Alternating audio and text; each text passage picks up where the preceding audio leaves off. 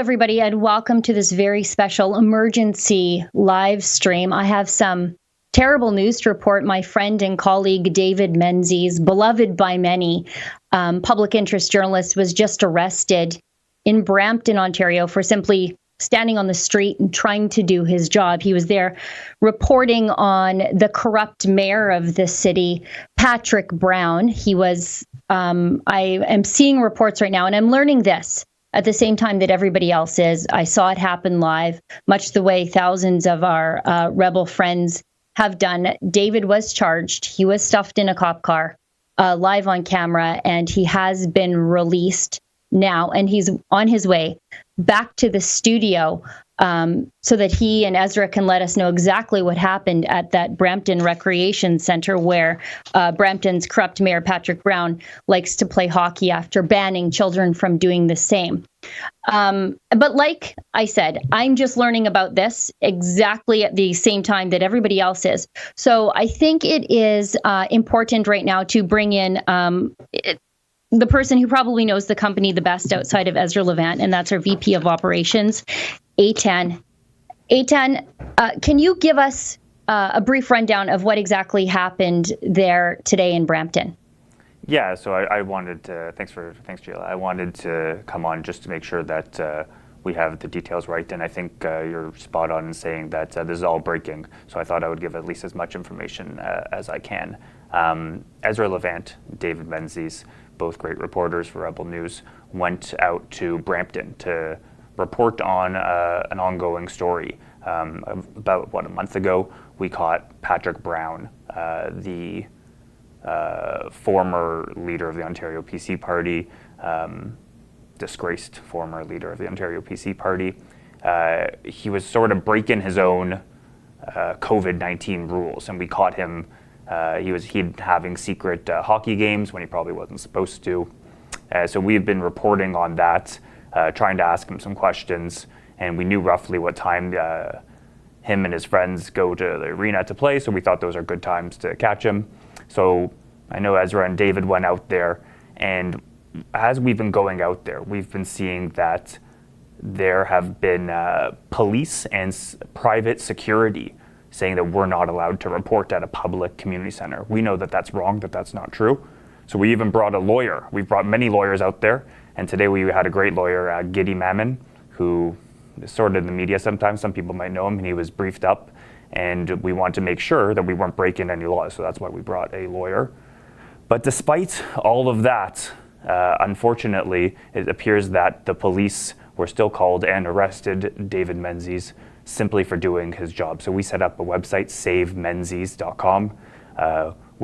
After Ezra was done sort of filming the initial bit, he wrote a quick letter, and you can see what happened there, because we're going to have to raise some dough to help fight this thing for our lawyers' help, to make sure that we can actually fight this properly. Ezra Levant is on his way back down, so he'll have a lot more detail, but I just wanted to make sure that we're here to say, please go to savemenzies.com to see exactly what happened. I think we'll play that pretty shortly, but you can go there, or you can also support us here on YouTube via Super Chat, and we can try to answer your questions to the best of our abilities. Yeah, that's a great point to make, Eitan, that if people would like to pose some questions to myself or to you, because you're more briefed on exactly what happened, they can do that in a super chat.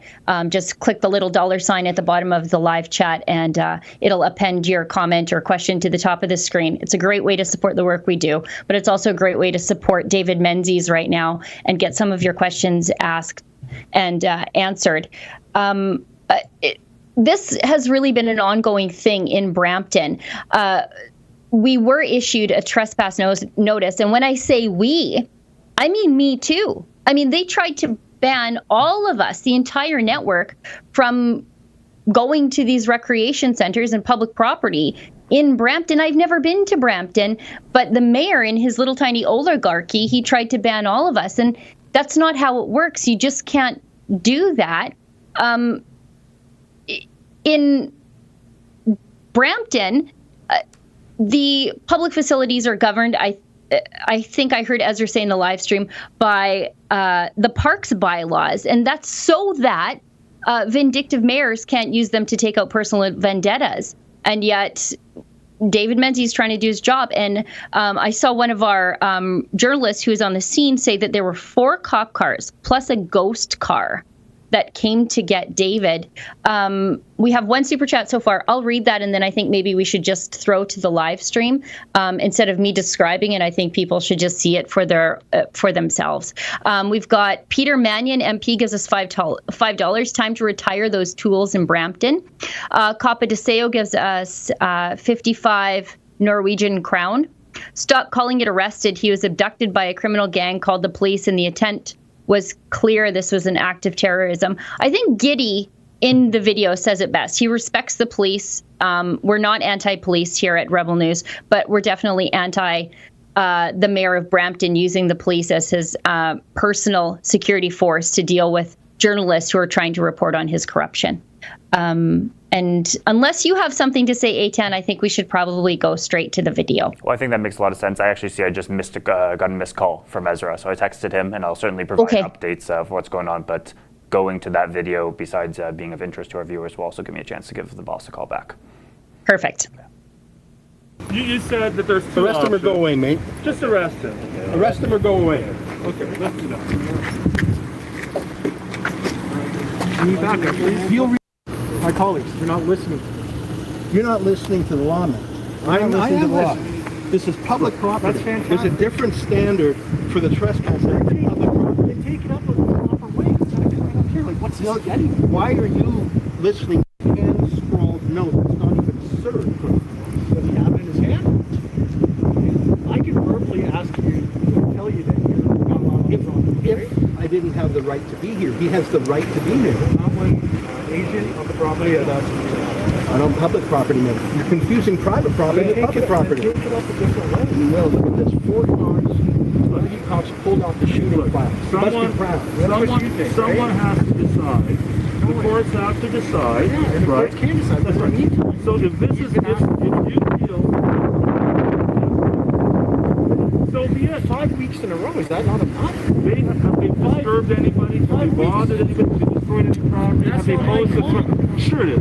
No, it's not. If you're a security... Is this my first time? Hold on. I'm talking, actually. So, no, I'm going to talk. Go ahead. Feel free to This talk. is the 5th time in a row. I understand that. Right? They are agents of the property whether you like it or not. Right. This is... I get all this the... is... All right, they arrested David Menzies. I get all the disputes in the car right now. Sure. Go ahead.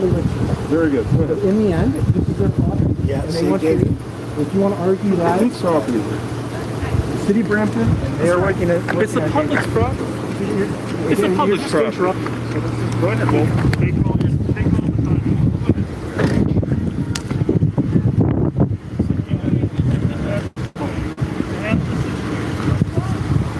There's courts. I think the best way for him just to... No, that's not the best way. And take it to the court. The best way is to allow the press to do their job. That's the best way. You don't want to do that, that's fine. That's your judgment call. And that's an opinion. Of course it's an opinion. It's a legal opinion. That's my opinion. And I'm entitled to my opinion. 100%. These guys asked me. Come fly these guys, I don't know. You can report to you. You spoke and now I'd like to. I'm still talking. Well, you just tell me how long you need to talk. Go ahead. Tell me how long you want to talk. I can explain it all day, but I think it's just going to fall on deaf ears. Well, you haven't heard a thing I said, so obviously. You're going to argue that it's public property. It is public That's property. not my call. All I know is that they're the agents. They are in charge of the property. They asked them to leave. It's the same. So you want to hear my point? No, not really. Then there you go. Then it's not a conversation, right? That's fine by me. What you're doing is doing. You can talk to your colleagues. Listen, Tom. Officers have got to use some judgment. Okay?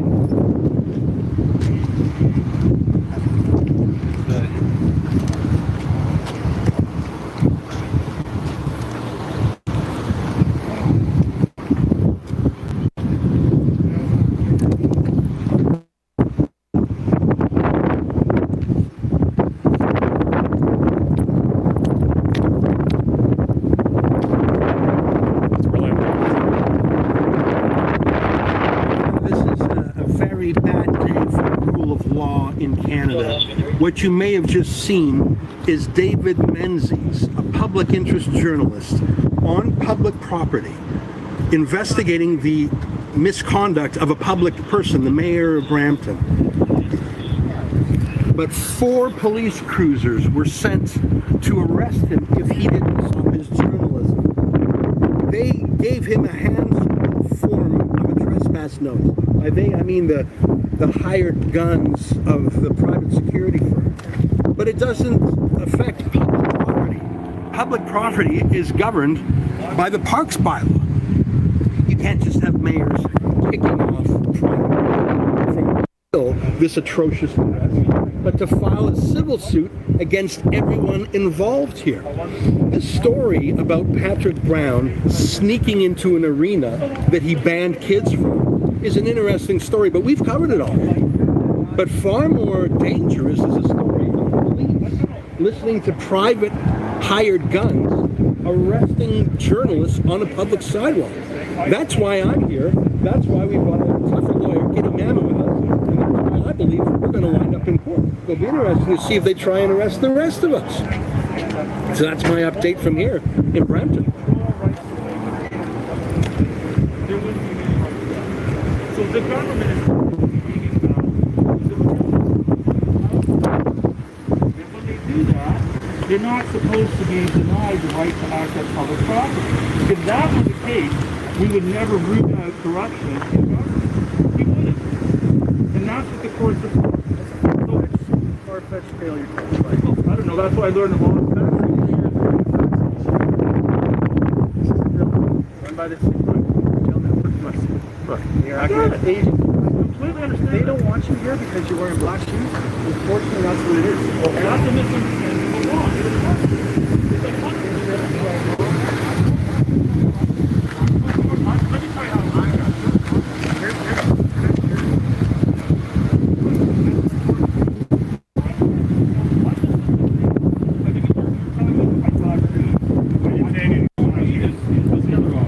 What I'm simply saying is there's a role for the courts. Individuals have the right to challenge the law. Sure.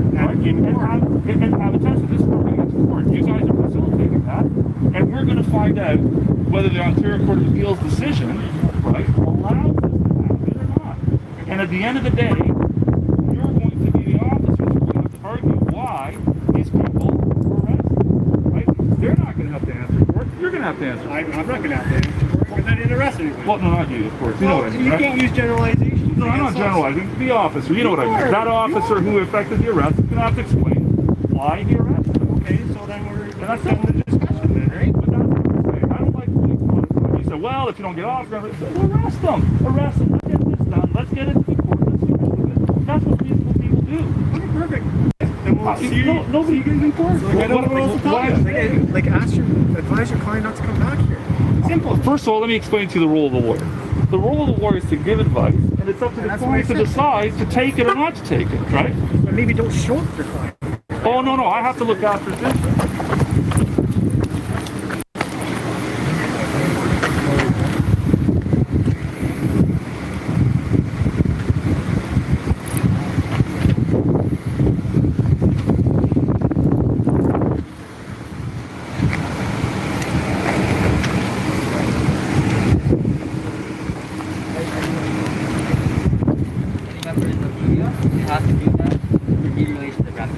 Okay, so I'm not recording. Right? No, I'll turn off my phone. If you don't want me to record, I'll prove to you that I turned off my phone. And that should be it.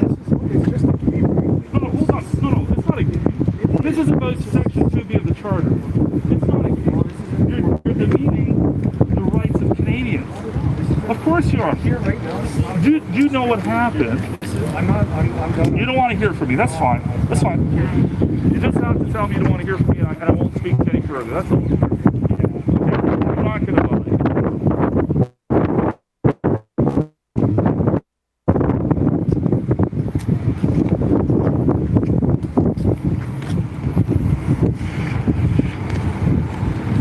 Okay, so what's the plan today, man?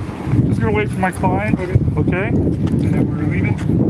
I have no further business here. Perfect. Right? As soon as I figure out what happens to Mr. Menzies, then I'll take my cue from the facts as they develop. Okay.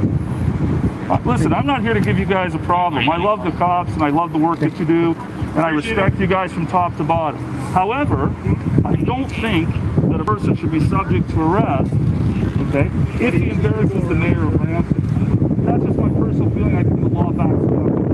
And I'm looking forward to this going forward because we're going to have a great time with it. I think the Canadian press has to be clear. If they embarrass the minister, they embarrass the mayor, they cannot suffer the consequences of doing their job. You guys have a job, they have a job. I can't come here and tell you not to do your job. That's crazy. But I do think the security guard, we are, can stop a respected journalist from doing his job. I just don't think that's the way our society works. You know, I do a lot of immigration. I bring people outside of the country. You know why they come here? Because we have freedom. We have rights, we have freedom. No lawyer, nobody is better than the other. We're all the same, we're all under the same law. That's what I do. That's what I'm looking for here. I didn't come to play games. My time is too valuable to come here and play games in a Brampton parking lot. Believe me, there is a very important constitutional principle at stake. No one else seems to be interested other than these guys. So if you have to arrest them, arrest them. Arrest them. We know what to do next. I just don't want to have a problem with you guys. You guys seem like fine people. So, you know, the other officer doesn't want to hear from me, that's fine. I respect that. I just spoke with a mother whose kids are in summer camp. I see all this. Well, she can't be fearful for me because I've never. I'll give you my identification. One second, Ezra. Maybe that'll help. You know what you can do? You can take my identification. You can look up me up, see if I have a criminal record. I have 4 children. I never had a problem with the law. No one has any reason to be afraid of me. Ezra, I don't know what his record is. To be honest with you, kids would be more afraid of you with guns and all that than they would have been a suit and a binder. It's not a production. It's not. Look, your job is to de-escalate. This is how you feel you're going to do it. That's okay. That's your judgment call. Fair enough. Hey, you think I'm coming back next week? No problem. You're damn straight I am. Okay. All right. Are we leaving now then? And my advice to you is don't talk.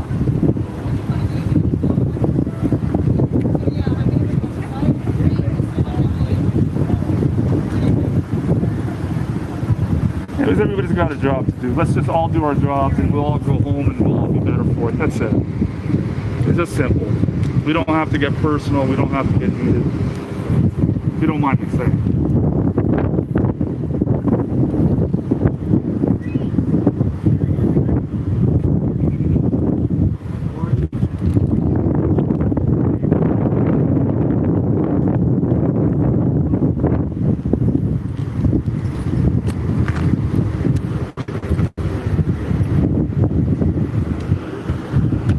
This is the state of the country right now, Ezra. It is what it is. The state of Peel region. Well, maybe it's wider The than that. Toronto police, they knew that They knew the law. They knew the law. They knew the law. Here you have a clearly orchestrated response. It doesn't happen naturally that you have 4 or 5 cars coming. This was a political decision, and our litigation will smoke that out, and we'll see who your master is, and if it was real police. Yeah, this has nothing to do with her. At the end of the day, you know what? You're being asked to leave, and that's what you need to do. And it's not what I need to do because I have the Charter of Rights on my side.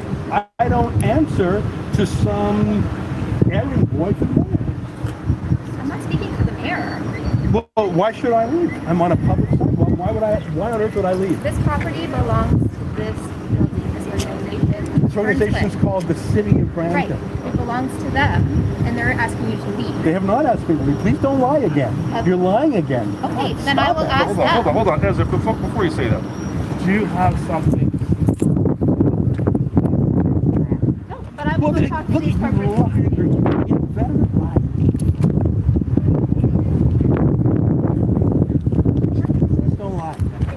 I've asked the gentleman. Do not lie. You gotta stop lying, you guys. This guy here is licensed to me on demand. That's an offense. Are you gonna arrest him for that? It's illegal for him to hold himself out as a security guard without finishing his license on demand. I've asked him about 5 times. I think you have to arrest him, unless you're working for Patrick Brown. Please don't tell me how to do my job, okay? Thank you. It's Patrick Brown. Are you going to show me your license, mate? Show me your license. That's not what the law says, mate. That's not what the law says.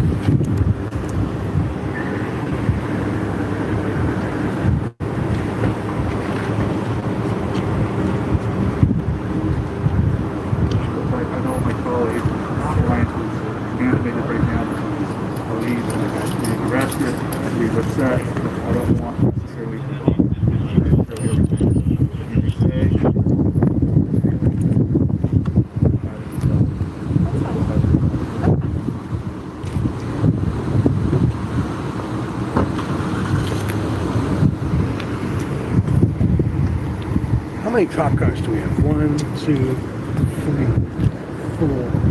1, 2, 3. Private security. I can guarantee you right now, there are fewer Peel Regional Police officers investigating the mass shooting at the cemetery than are here investigating David Menzies doing journalism. And it is not an accident that 5 cop cars, or whatever the number is, were dispatched within minutes. If you have a robbery or a stolen property in Brampton, get ready to wait weeks for the police to get back to you. But if David Menzies has a question for the mayor, well, the police will be there in minutes. There's something rotten in this town, and I think only litigation will bring it out. I was hopeful when I came here today that it would just be the mall cops. And listen, there's a place for mall cops. The mall. I was hopeful that the Peel Regional Police would be too busy chasing down the mass shooters to come here. Alas, I was wrong. I'm on this country. The one thing I will say, this time as opposed to last time, is at least they didn't push the cameraman around. At least there was not a physical assault on our cameraman. I credit the presence of our lawyer, Kitty Manman, for that. I'm going to stick around a little bit longer. We'll see what happens with David. He's still in the police. That one security guard there, I'm giving him a hard time because he won't show me his security guard's license. He doesn't like it when the rules are applied against him, but by God, he'll push them against David. All right, that's my update.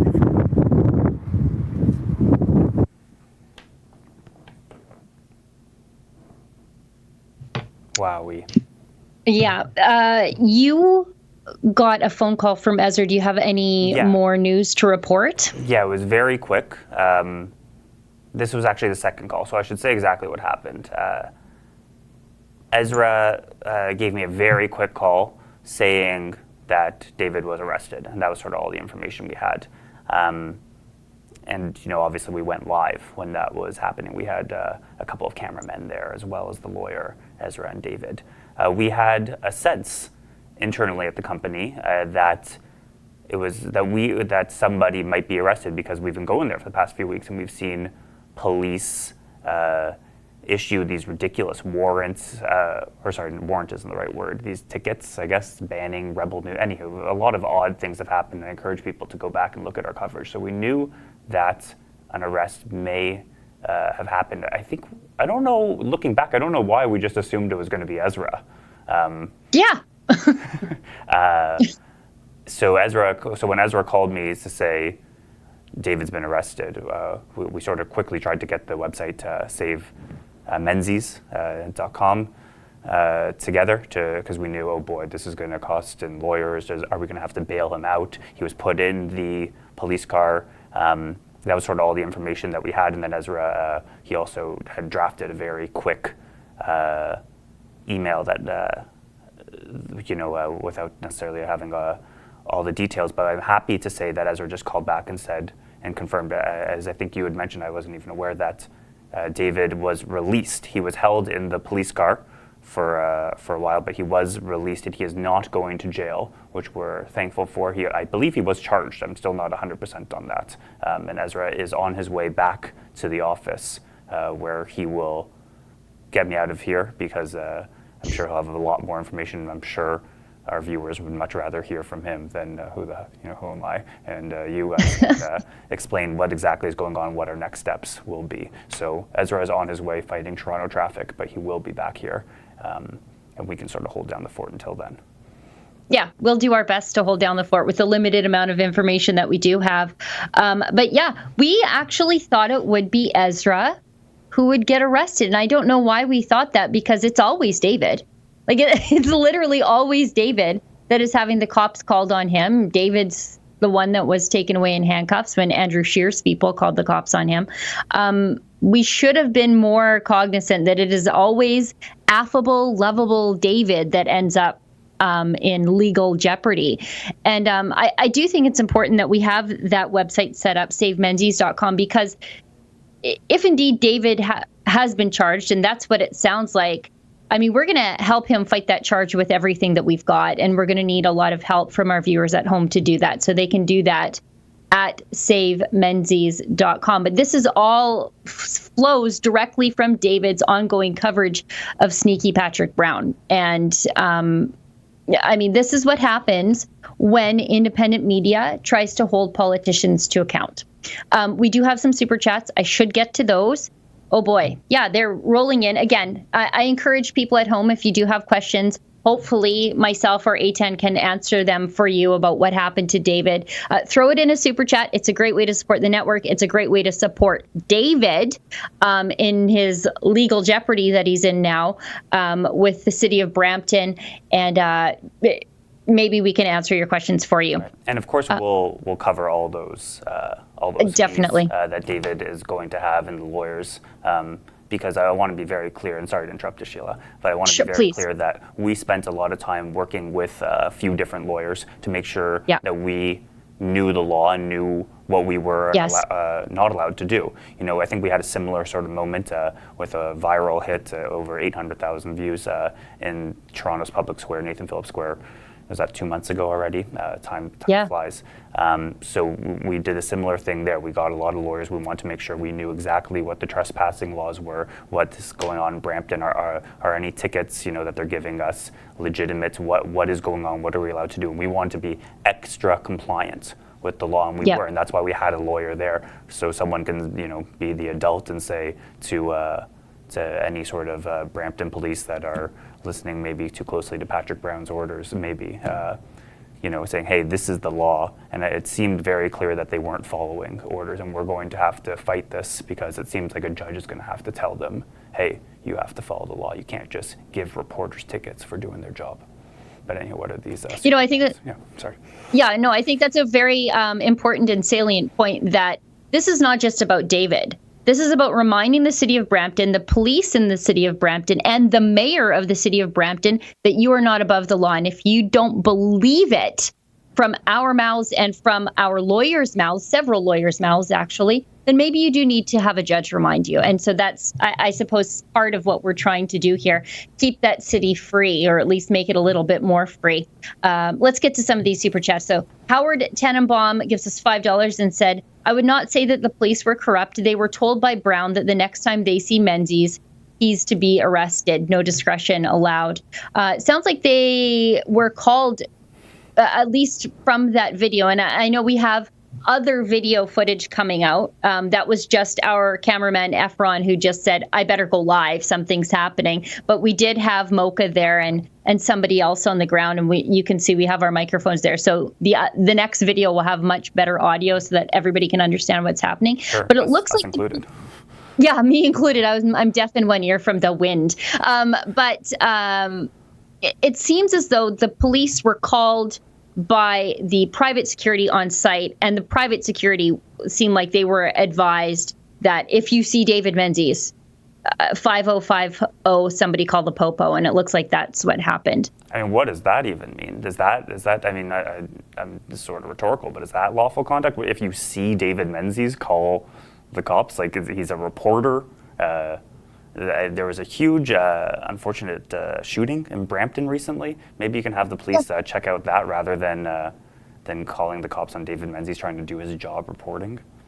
I don't know. Yeah, five people were shot in a cemetery very recently, and I imagine that they probably had a similar police response for that. Julia A gives us $27.99. I don't see a super chat. Thank you very much, Julia. That's very generous. Zeke Canada gives us $15. Next it will be you in your own home, 1939 Germany, all over again. Capa Deseo gives us 55 Norwegian crown. Gunny, these terrorists must be held responsible for their crimes. Without lawful police in Canada, the duty is on legal gun owners like yourself.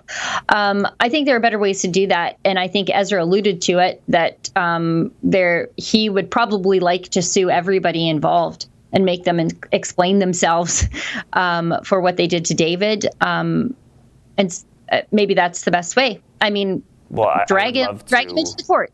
I don't have even anything close to the legal knowledge that Ezra or any of our actual lawyers do, but I think, if I'm right in saying this, that as we go through the legal process here, disclosure might be very interesting, if I'm right in saying that there will be disclosure. Because is it possible that Patrick Brown is behind a lot of this? I would be interested in seeing those documents. And I think of course we'll fight this. Yeah. I think that's a pretty safe bet. And I would love to see the legal disclosure if there are indeed emails back and forth between Patrick Brown and people in the police force or people at the recreation center. I think that would be a very revealing process for us. However, not cheap. Igor McJazz gives us $5. Freedom is dead. I don't know if it's dead yet, but it's on life support. Herman Nilsson gives us $5. Good luck and Godspeed. Thank you very much. Iaquatius, there's a lot of vowels in that name, $5. Drones just following orders. They will learn to fear the free citizen again soon. It felt like the cops didn't even know the law or know where they were at some points. And again, I'm not a critic of police. I'm a critic of bad cops. But when they said the legal owners of this place don't want you here, how do they not know that that's a public building? And there were other things. Like I said, I mean, we really spent the time going through the law with a couple of different lawyers, and Ezra, as well as David, really brushed up. And there were things that Ezra knew, for example, in regards to private security. Apparently, if you ask private security to identify themselves, they have to show their ID. And Ezra was asking them multiple times, and they weren't doing that. So I think it's, from my vantage point at least, it was clear that I think we had a better handle of the law than these people did, and they clearly weren't acting lawfully. And I think when we always say that we're fighting for freedom, that's going to be exactly what we're going to have to do here. It's going to cost a lot in legal, but it's one of, legal is our second highest cost right after payroll here at Rebel. But this is going to be something that we're really going to want to fight, because we can't let Patrick Brown's controlled police act outside of the law, and hopefully a judge will have to tell them that. Yeah, and Gidi Mammon is one of the best lawyers in the country. Absolutely.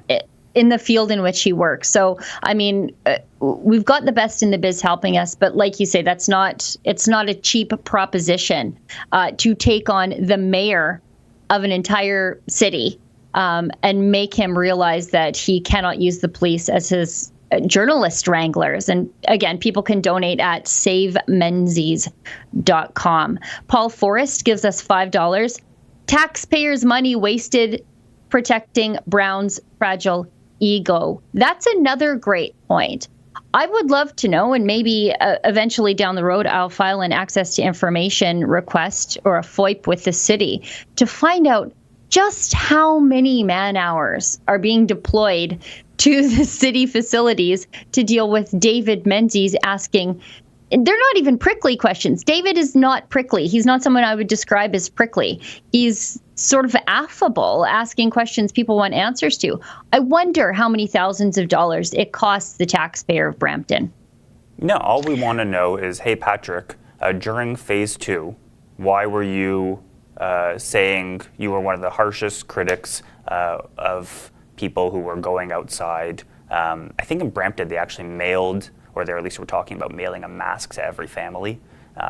In Brampton, Patrick Brown was a real bringer of all the COVID-19 measures. So when we found out, of course he's been playing hockey, likely against the rules with his buddies, and we sort of caught him and he ran away scared because he knew he was caught. We just had a couple of follow-up questions and he won't talk about it. So we're just trying to go back and say, hey, what's going on? And instead, no, you have to arrest journalists. I mean, come on, just answer the questions. I just sent a note to Mr. Producer, Justin, who's working hard, working overtime, the way he always does when we do these emergency live streams. We have a lot of emergencies at this company. But maybe, Justin, if you can get a chance, why don't we bring up that original video when David caught Patrick Brown at the rink, so we can show people why Patrick Brown wants to keep David away from him and why he doesn't want to answer these questions from David, because David exposed him for the hypocrite that he is. And I'm just going to go through the next 2 super chats and then maybe Mr. Producer can throw that up. So we've got a super chat from Jack Krauser, gives us $6.99, asking a question I usually ask when I see my friend A10. He says, is that Bradley Cooper on the left? Yes. Yay. That's right. He does get that a lot. I've actually been there when somebody has said that to him. And Julia A gives us $20.99, and I don't see a super chat, but thank you very much, Julia. One more. Ambrose Joseph, $5. Greetings from Charleston, South Carolina.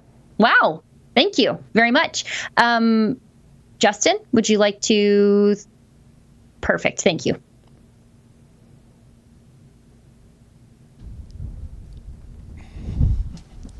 Hi, sir. Do you know where Patrick Brown might be? Yeah, he hasn't showed up yet. Oh, okay. He does play here, though, right? He does. Oh, okay. Then that confirms it. Rear of the building. Oh, yeah? Yeah, we can't have people just randomly coming in here. Oh, why is that? I see a whole bunch of hockey players playing a game, sir. Rented the ice. Well, folks, we're getting the bums rush, but holy mackerel, I think I see Patrick Brown himself. Oh, hey, how you doing? Mr. Brown, right? Yeah. David Menzies with Rebel News.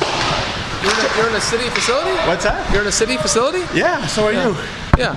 So, are you playing hockey here? Or? No, I'm just coming to check in our facility. So Okay, we're gonna check you. You're not supposed to be here, actually. We were told that you play pickup here. Mr. Brown, how come the kids in Brampton can only practice sports, but your buddies can play hockey? Yeah. So, I don't know why you are harassing people in the city of Brampton, but you shouldn't be. Oh, who's harassing who? Your guy handed out 122 bylaw violations in 1 week.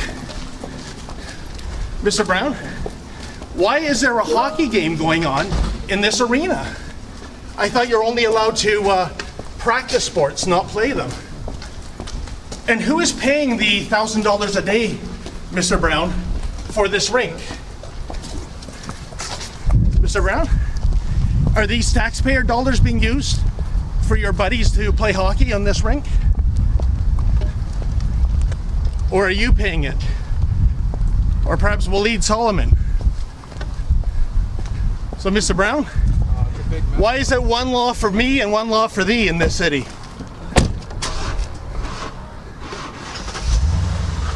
Mr. Brown?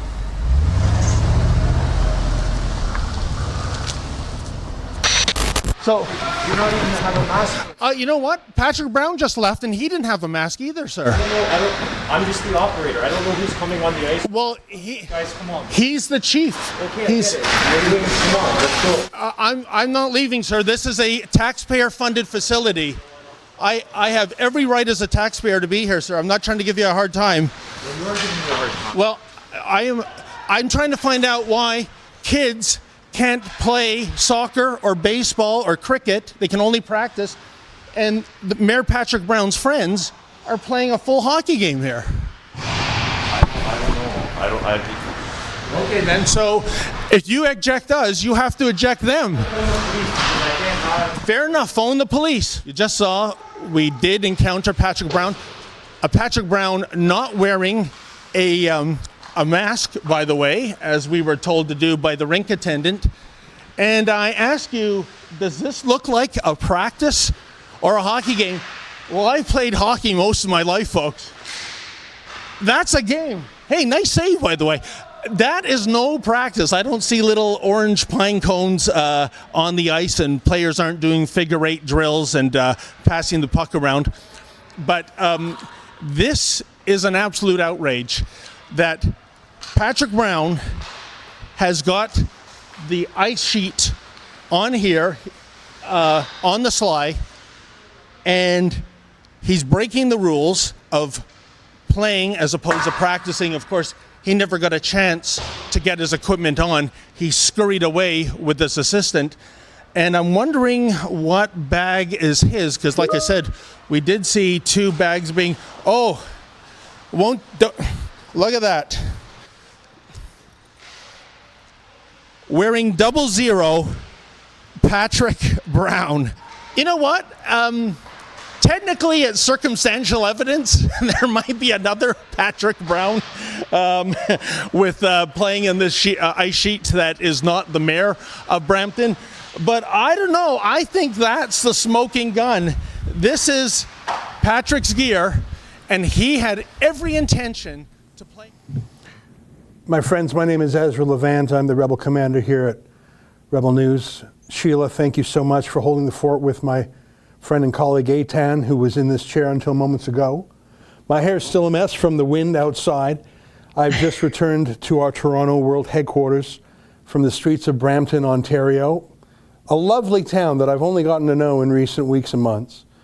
Lovely in many regards. The people are lovely. I find it a very beautiful city, but it has an ugly character as the mayor. Ugly, not just physically, of course, but in terms of how he conducts himself above the law. Ugly in that he has a viciousness with which he prosecutes people for so-called mask breaches or social distancing breaches. But he himself, as you saw, sneaked into a closed hockey arena for a private game with his elite friends while banning kids from the same. Our own David Menzies had a stunning scoop, catching him red-handed as he played hockey at the same time as banning the children of Brampton from the same. The look of catching him red-handed that look on Patrick Brown's face was stunning. I'll never forget it, and neither will Patrick Brown, I can assure you. David has gone back to the arena 3, 4, 5 weeks in a row to try and ask questions. And here's the thing. Patrick Brown doesn't want to answer them. Why did you do this? Why did you lie? Who's paying for the... a lot of questions. I don't think we're ever going to get a straight answer for him. That's why we call him Sneaky Patrick. To be candid, the story's run its course. We know who Patrick Brown is, and we know the real answer to those questions. He's a sneaky little guy, Patrick Brown. The reason we went back today was not to do another iteration of who paid for this, Patrick? Don't you see your lies, Patrick? The reason we went back today, and why I personally went back today, and why we brought the toughest, baddest lawyer we could find today, Giddy Mammon, is because last week when David went there and we had some junior lawyer with him, my mistake, I apologize, is that Patrick Brown's hand-picked private security force, I think they're called Paladin or Paladin, gave a false trespass notice, false informant substance to David. Okay, that's fine. You know, they're mall cops. I don't expect them to go to law school, whatever, doesn't matter. But then the Peel Regional Police, real police, not 1, not 2, not 3, but 4 police cars came as if it was a live shooting or something like that, an active shooter event. 4 police cars came, or maybe it was 4 plus a ghost car, I don't know, 5, there were 5 today, to arrest a journalist on public property, causing no offense. Sorry, that ain't right.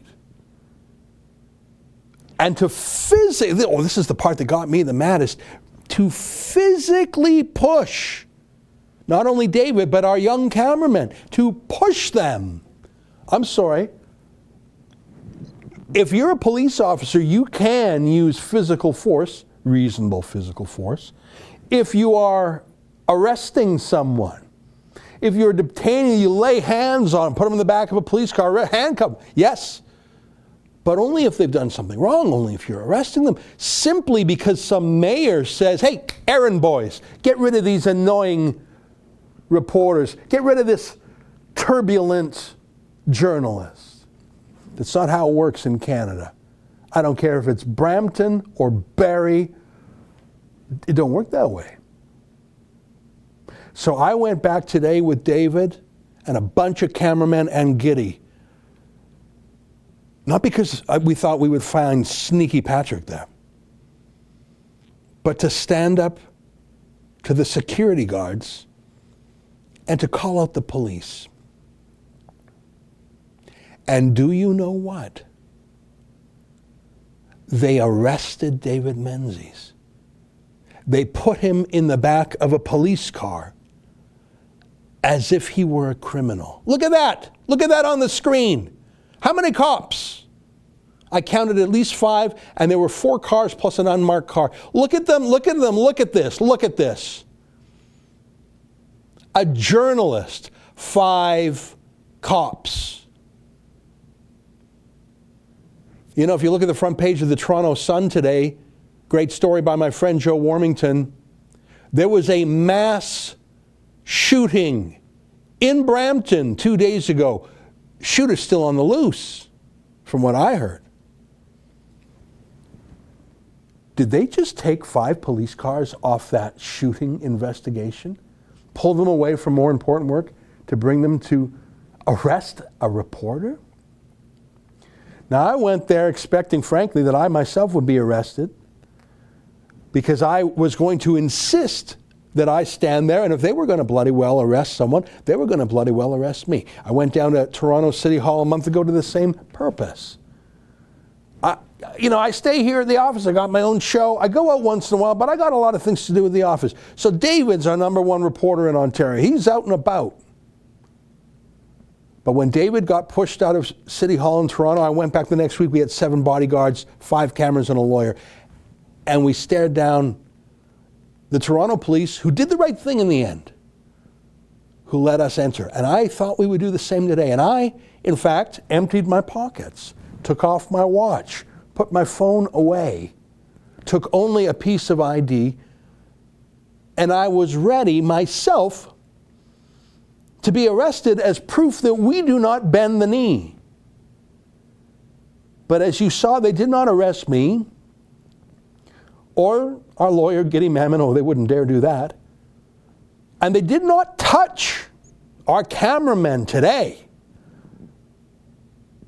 But with only minutes of conversation preliminary, they did in fact arrest David, put him in the back of a police car, write him up an offense violating Section 2 of the Trespass to Property Act, and then frog march him off the property.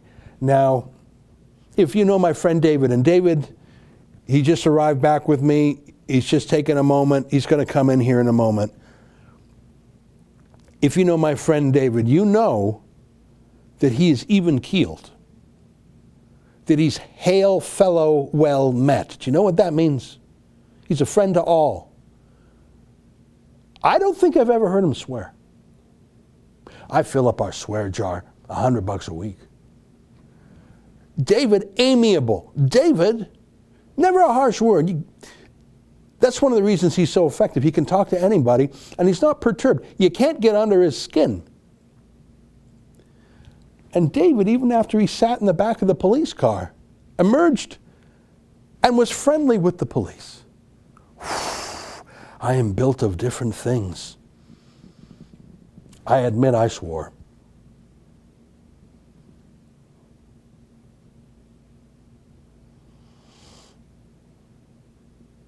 The ticket, you're going to laugh. You're going to laugh, and we're going to bring David in about 2 minutes.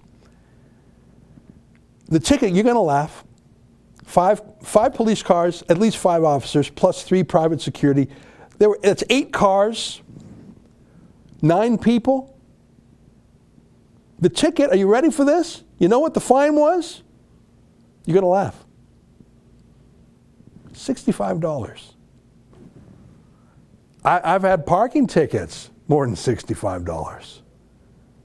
You have 5 Peel Regional Police vehicles, 3 private security vehicles, all on the taxpayer's dime.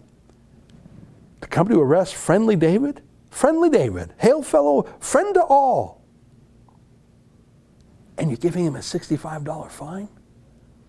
I think in a way that's a confession by the police that this whole thing was bullshit. There's another dollar in the swear bucket. I think, and I was mad.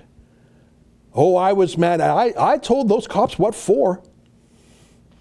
But I think I must confess, if I'm being honest, that they did not dispatch themselves there for 5 weeks in a row with a SWAT team size retinue by their own choice. They didn't say, I want to go to police academy and basic training and officer trial. I want to go to police academy so I can be dispatched to arrest journalists. I don't think those cops chose to be there, though it made me furious that they agreed to go there. And the fact that they gave David a $65 ticket, shows me that they themselves have contempt for the men who sent them. But let me tell you this, and I said this to David as I walked with him off the property, and he's coming in 1 minute. I swear on the altar of God that we will spend not $65 paying this fine. Nuts to that. As God is my witness, we will spend $65,000 fighting this ticket all the way to the Supreme Court of Canada. And in so doing, I swear to you that we will go through such a disclosure procedure, and we will have every one of the officers there, and we will answer the question, who? Who? Who made the order to arrest a journalist doing public interest journalism on a public sidewalk? Who? And I will not rest until I know the name and rank of everyone who corrupted the Peel Regional Police today and the weeks before it. And I tell you that this $65 ticket that I'm sure they think we'll just pay, $65, you'd have to be crazy to fight a $65 ticket. I mean, is it even worth, imagine how much time, just to drive to the court. You pay $65 in parking to fight the $65 ticket. Have they made a mistake? Because with their $65 ticket, it's the same as if you parked in if you went 35 in a 30 zone. $65. No, what they have given to us is an opening to give that rotten city hall an enema. And let me now invite my friend David Menzies to come in, and I'll scooch over. And David, let's get a microphone on you. Come sit down here. I'll move over. David, Thank you, Ezra. You were in the hot police car. Now, I just want to explain one thing while you mic up. Yes, sir. We thought I might be the one arrested, so we had some emergency plans ready. And when I called back here and I talked to Eitan, I only had a moment to explain what went on. And I said, send out a letter from me saying that David's being arrested. He's in the police car. We're going to send our lawyer Giddy down to the jail. We're going to get him out. We're going to bail him out. That's what I said on the phone to Eitan. So he sent that out as an email. But in the end, you were not actually taken to jail. And I want to explain why our email said that. Yeah. Because they put you in the car. Right. And so I had a 1-minute phone call back, and he assumed that. You did not go to jail, but you were put in the back of the police car. Yeah, I thought that's where I was headed. I mean, when you go into a cruiser, it's not an Uber ride. Yeah. There's really only one destination, isn't it, Ezra? But you're right. Can we get a drink for David? I'm sure it was hot out there, and he was hot in the back of just a bottle of water in the back of the police vehicle. It was hot. They didn't have the air conditioning on. I don't think so, but it was worth it what we did today, Ezra. I think much like back in late June when we reclaimed Nathan Phillips Square, literally the town square, which the city had willfully surrendered to thugs, breaking 11 sections of the Trespass Act, but they got really belligerent in terms of security and law enforcement, thank you, Justin, in terms of clamping down on the practice of journalism. We can't allow that to happen. And I interviewed Giddy Mammon at the Earnscliffe Recreation Center, and I have to say, as a lawyer, I thought he was very profound in terms of saying, I don't understand what the rest of the media is. This should be a cause celeb. This is, certainly a hill to die on. Press freedom, that's what we're supposed to be about. And they're turning the other cheek. I mean, even the local Torstar-owned newspaper, the Brampton Guardian, they can't be bothered with this. I will say there's one website, I don't know what the reach is, Ezra, thepointer.com, the journalist there. She did a great job covering this truthfully. And she wouldn't be silenced. Patrick Brown tried to silence her. Correct. Nida was her first name. He mocked her. That's right. She did not bend the knee. I don't know who Nida is, but I am impressed with her. I'm impressed. I sent her a nice note to thank her for her honesty, because but the good news is, Mr. Producer, Justin just told me that the super chats have covered the $65. Yeah, but do you understand my point? 100%, Ezra. Rational economics would say, move on, mate. Pay your $65. It's not even a criminal offense. Yeah.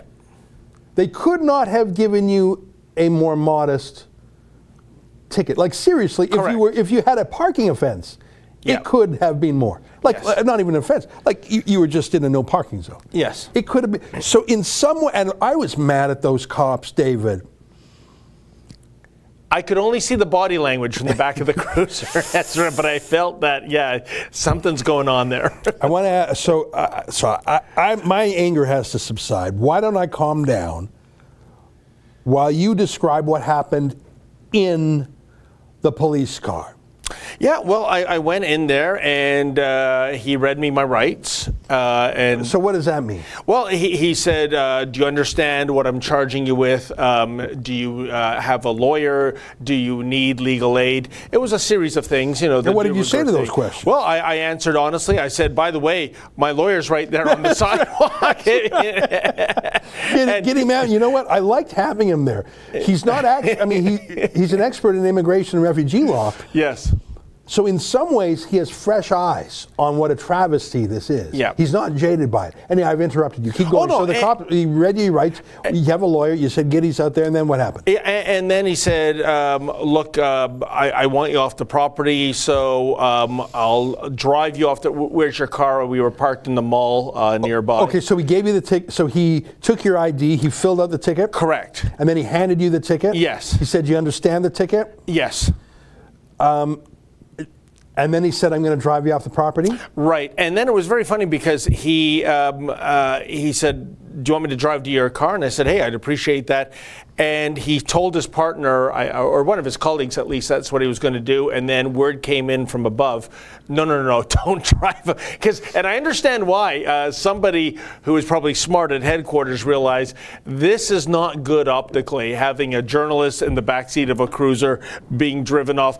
9 out of 10 people would assume, he's going to the Crowbar Motel now, as opposed to that's what we assumed. Yeah. That's what we assumed. When you were in there for a long time, we were waiting for that moment. woman. Yeah. And that's when I called A10 and said, A10, it's going down. Send out an email quickly. We got to save Menzies. Yeah, and you know, Ezra, I mean, like, it pains me to see, what was it, 4 or 5 cruisers, including a supervisor that showed up. And like you said, our friend Joe Worming, the Sun, front page of the story of the Sun today, an attempted multiple assassination at a graveyard of mourners mourning their dearly departed. It's a despicable crime. And to think of that amount of police resources taken away,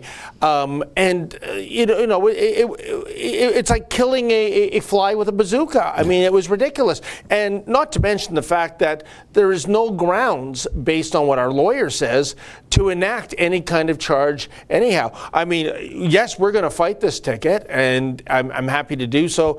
But again, I get back to the fact that the rest of the media, the cowardice, and I was talking to Giddy Mammon about this, Ezra. You know, some 15 years ago, when you were the publisher of the Western Standard, you had the courage, the intestinal fortitude to publish what was then the #1 story in the world, the Mohammed caricatures that led to all kinds of carnage. Almost all of the media wimped out on doing that, actually publishing the cartoons.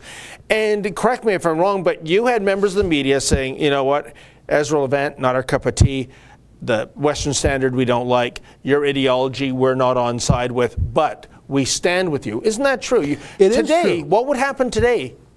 The world has changed 180 degrees since back then. I recall that very clearly. Yeah. I did over 100 interviews, and I can even remember there were so few. There were 2 people in my out of 100 journalists, 2 that were not supportive. Yeah. And at the time, Compass, which was a pollster, phoned a great number of working journalists. So it wasn't a random poll. It was a survey of working journalists. And I recall his survey, 70% of working journalists in Canada said not only should we have published those cartoons, but every media should, out of solidarity. So you had an overwhelming support, even for me, troublemaker Ezra. Yeah. Here we are in 2020. Nothing. Yeah. And it was interesting to see that through Giddy's eyes. So let's just finish up for what's in the police vehicle. Yeah. So he filled out the paperwork, gave it to you, asked you if you understood it, asked you if you had a lawyer. Was there any other conversation in the car? I just complimented him on his beautiful tattoo, and he went in on about that. And you know, really, the officer was a nice guy. I got the feeling, see, let's be clear who the villain is. I don't think it was any of the cops there. We are pro-law enforcement. Of course, we don't like the bad apples in the bushel, and we'll call out cops that are like that. This has Patrick Brown's fingerprints all over it. And I'll tell you what a self-inflicting wound this is for Mayor Brown. He didn't show up for the second week in a row to play hockey, nor his buddies. I assume they've got a different date and time. And I can just see Patrick Brown, because that's the type he is. He's cackling away. I fooled them. They showed up. But think of the maliciousness, Ezra, that even though he and his buddies weren't showing up and weren't going to get scrummed, the very presence of us there meant that he had to send out all the king's men and all the king's horses and actually arrest. The worst thing he could have done, I shouldn't be saying this in case we ever go back there, the worst thing he could have done is ignore us. Yeah, it was very hot out there. We're standing out there baking in the summer sun. It's like 28 degrees. But he can't, he's sneaky. Yeah. And he's malicious. I hear in my ear that we now have a 4-minute clip with good audio. Is that what's up, Justin? Justin hasn't heard this yet, but this is from our cameraman Mocha. So this is of the arrest itself. Now, I may be swearing in here, so I'd like to apologize in advance.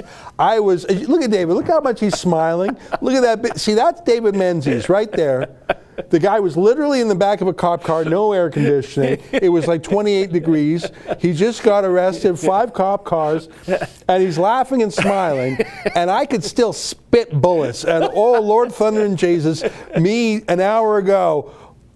I'm surprised they didn't arrest me for swearing. Thank God swearing's not a crime. You know, Ezra, I get it. Like I said to you before, I mean, typically when I go into these occupied parks and you see the Antifa left-wing lunatics screaming at you, blowing their blowhorn in your ear, all this kind of shenanigans, I always, I never want to lose my cool because I figure that's what they want, and I'm going to deny them that.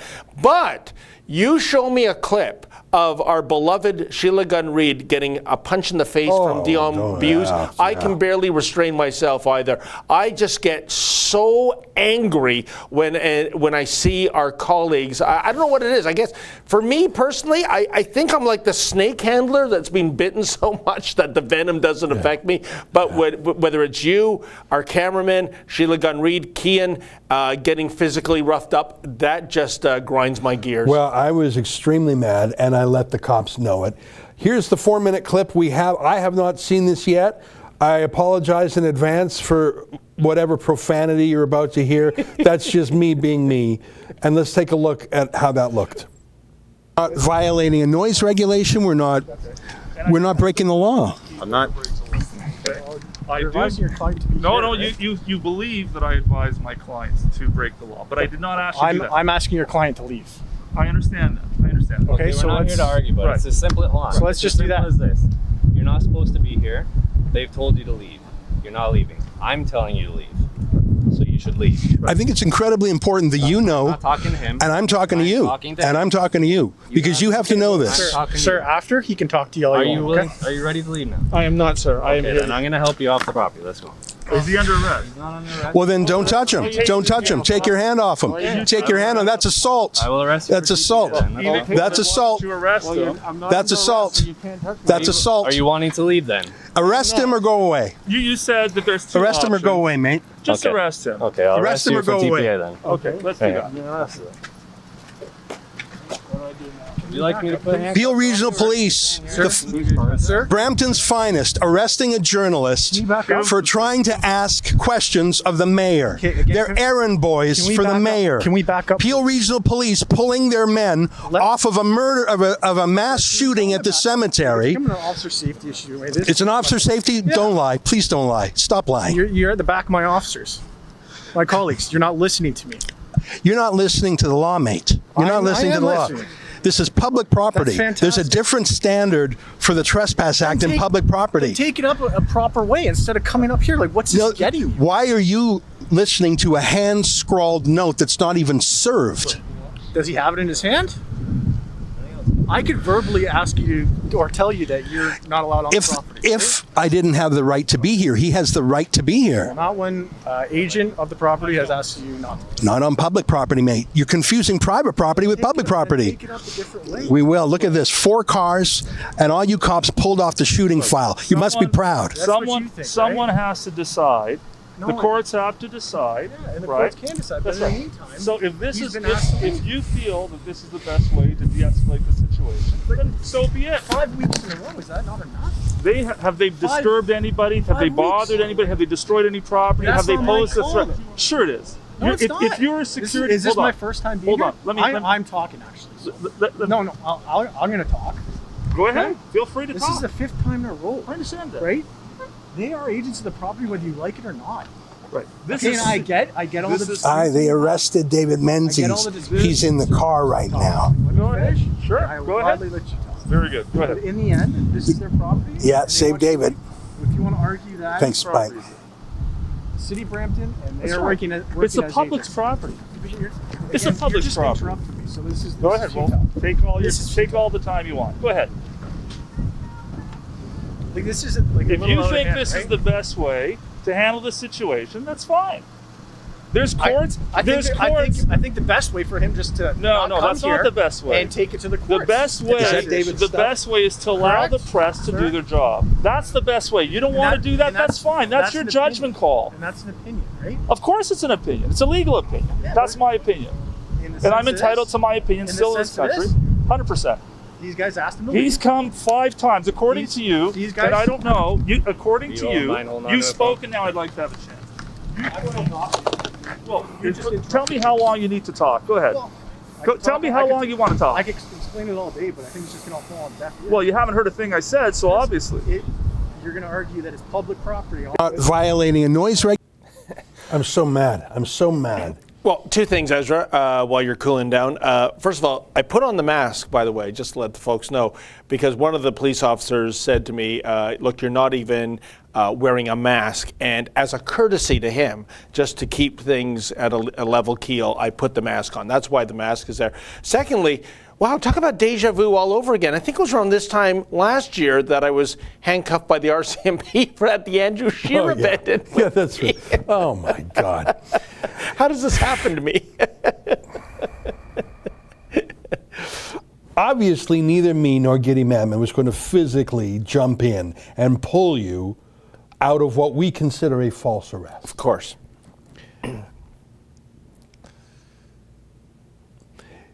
I know this Trespass Act. Can you call up the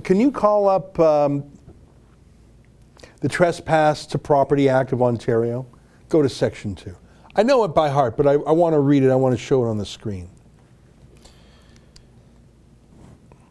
I believe in the law of trespass, which means trespass to property, which is there's other kinds of trespass. The word trespass is even in the Bible, right? Forgive us our trespasses. Zoom in. Section 2. Every person who is, and this is so important, not acting under a right or authority conferred by law, and who, without the express permission of the occupier, the proof of which rests upon the defendant, enters on premises when entry is prohibited under this act, or engages in activity on premises when the activity is prohibited, does not leave the premises immediately after he or she is directed to do so by the occupier of the premises, is guilty of an offense, and on conviction is liable to a fine of not more than $10,000. So, you got a $65 fine, not $10,000. But the key there is, do you have a right to be there? Right? Yeah. Can you put that up just for 1 second? Do you have a right to be there? If I'm on, you see that? Every person who is not acting under a right or authority conferred by law. So if I go to your backyard, David, I have no right to be there if you say get off. You don't need, for any reason or no reason, you can say get off. And I got to get off. And if I don't, I'm violating Section 2 of the Trespass Property Act. I support that law. It's extremely important. It's an ancient law. Yes. But public property is not private property. Yes. And imagine for a second if some hack politician like Sneaky Patrick, the mayor of Brampton, could say, I hereby ban you from all public property because. Nah, mate, that's not how it works. From your private house, from a restaurant, from a mall, from a barber shop, but from city property, because you, the mayor, say so. Now, there are reasons you can be banned from public property. Can you call up the parkland bylaw of Brampton? Sorry I haven't told you this, Justin, but you should be able to find it pretty quickly. Brampton bylaw park land or something. Or go to Brampton bylaws. There's about 20 of them. And then, perfect. Look how quick you found that. Amazing. So this is the Parklands Bylaw of Brampton. A bylaw to provide for the management, control, regulations, maintenance, and use of all parklands and water areas. So this basically governs public areas. Scroll, scroll, scroll, scroll, scroll. Property, commissioner duties, keep scrolling. Conduct. No person shall remove any plant, damage a tree, damage a bench, deface things. You can't throw things or dump things. Keep going. So this is like outdoorsy stuff. Slow down a little bit. Oh, no person shall, within the parkland or property, use abusive or insulting language or throw stones or other missiles. You can't beg, that's 13A. You can't sell things without a permit. You can't do business there. Oh, look at 15A. You can't loiter between 11 p.m. and 7 a.m. Got to get out of the park. Loitering defined as being in one place for more than 20 minutes. So there is a list of things you cannot do in a park. and it's parks and it's water areas and public lands and properties. The Toronto bylaw is even more interesting. So if you do these things, David, you can be ejected. But you can't be ejected for other reasons. Why? Because we don't live in a monarchy or an autarky where some prima donna like Patrick Brown can say, get out. No, Patrick Brown can say, get out of his own property. He cannot shoo away people from public property without a reason. And there's a list of reasons there. And the fact that you were there for journalism is a specifically protected ground in the Charter of Rights. And it goes back to Section 2 of the Trespass to Property Act. You're trespassing unless you have a right to be there. Your right to be there is Section 2B of the Charter. That's my case.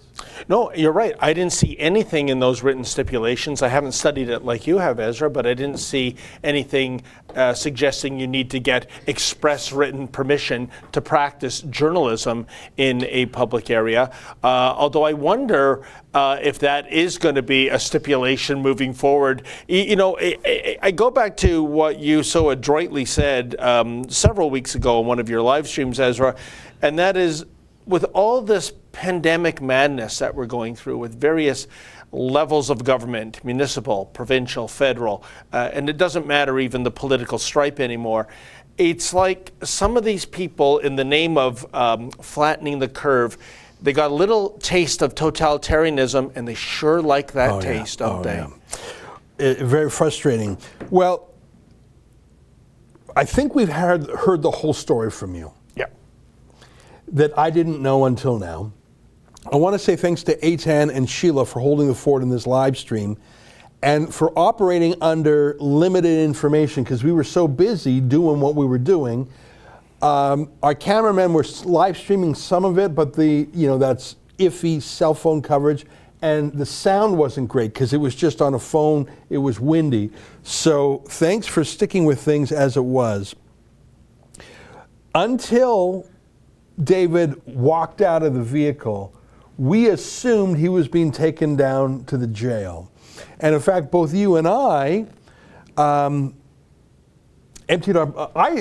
I left my wallet behind. That's right. I left my watch and my keys behind because you and I both talked in advance. If we're going into the clink, I've never been in prison as an inmate before, I've gone as a visitor. You don't want them to get your stuff. No. And and that's another thing, Ezra. Well, and I guess the rule there was it's in Brampton, it's 5 strikes and you're out. This is my 5th visit, right? But I was intending to be so defiant. And in fact, after you were marched out, Mocha and Efron and I walked back in just to make the bloody point. And I was glad you did. And to me, what this suggests in terms of the severity, or I should say the non-severity of the fine, $65. Like you said, there's parking tickets that cost more than that. The fact that they didn't drive me downtown, as the saying goes, the fact that they, let me out and let me walk onto the sidewalk under my own recognizance, that suggests to me, Ezra, the coppers there, their heart wasn't in this, was it? I mean, and it was embarrassing, I thought, the overkill. Nobody on our team would dare risk a finger to law enforcement. And the fact that 4 or 5 cruisers, 3 security SUVs, again, it's like using a bazooka to kill a fly. I think this is not the police's finest moment in Peel Regional Police. But again, I'm not laying the blame on the police. If we ever do a freedom of information in terms of disclosure, like you said before, it'd be interesting to see whose fingerprints are on this. And I think it's Sneaky Patrick. I think he strikes me as a small man, a vindictive man, a man that carries a grudge. We know he's a liar. And, that's a defamatory thing to say, but we have proof that he's a liar, Ezra. And the fact that, again, it goes back to my original point. I think he outsmarted himself. Since he and his buddies obviously are not playing, hockey at the Earnscliffe Recreation Center on Wednesdays at 5 o'clock anymore. And I'll find out where he is playing, by the way, because I still want to scrum him. The fact is, if he had let us just stew in the sun, that would have been his best revenge. Yeah. But to call all the King's horses and all the King's men to slap me with a $65 ticket. Yeah, I mean, you and I went out there, and we had a team today, and it was hot out there. Yep. And we had some banter with the security guards, and I brought with me the Security Guards Act of Ontario. I think it's called the Private Investigations and Security Act. Can you grab that too? That's an Ontario law. I think I might have emailed it to you, or maybe I didn't. It's called the Private Investigators and Security. And one of the guards didn't comply with your demand for identification. Well, that's the thing, because you went there a week or two ago, and there was a guy who said he was security, but he wasn't wearing an outfit that said security. Yeah, we go. Yeah. Thank you for finding that so quickly. So go to section 35, if you please. Just scroll on down. There's some interesting rules in here. Because what can a security guard do, and what can you do to a security guard? And if you look at section 35, I think it's 35. No? Maybe I'm confusing my paragraphs. Go up to the table of contents, or just do Command F, public. And then again, and then again. Again.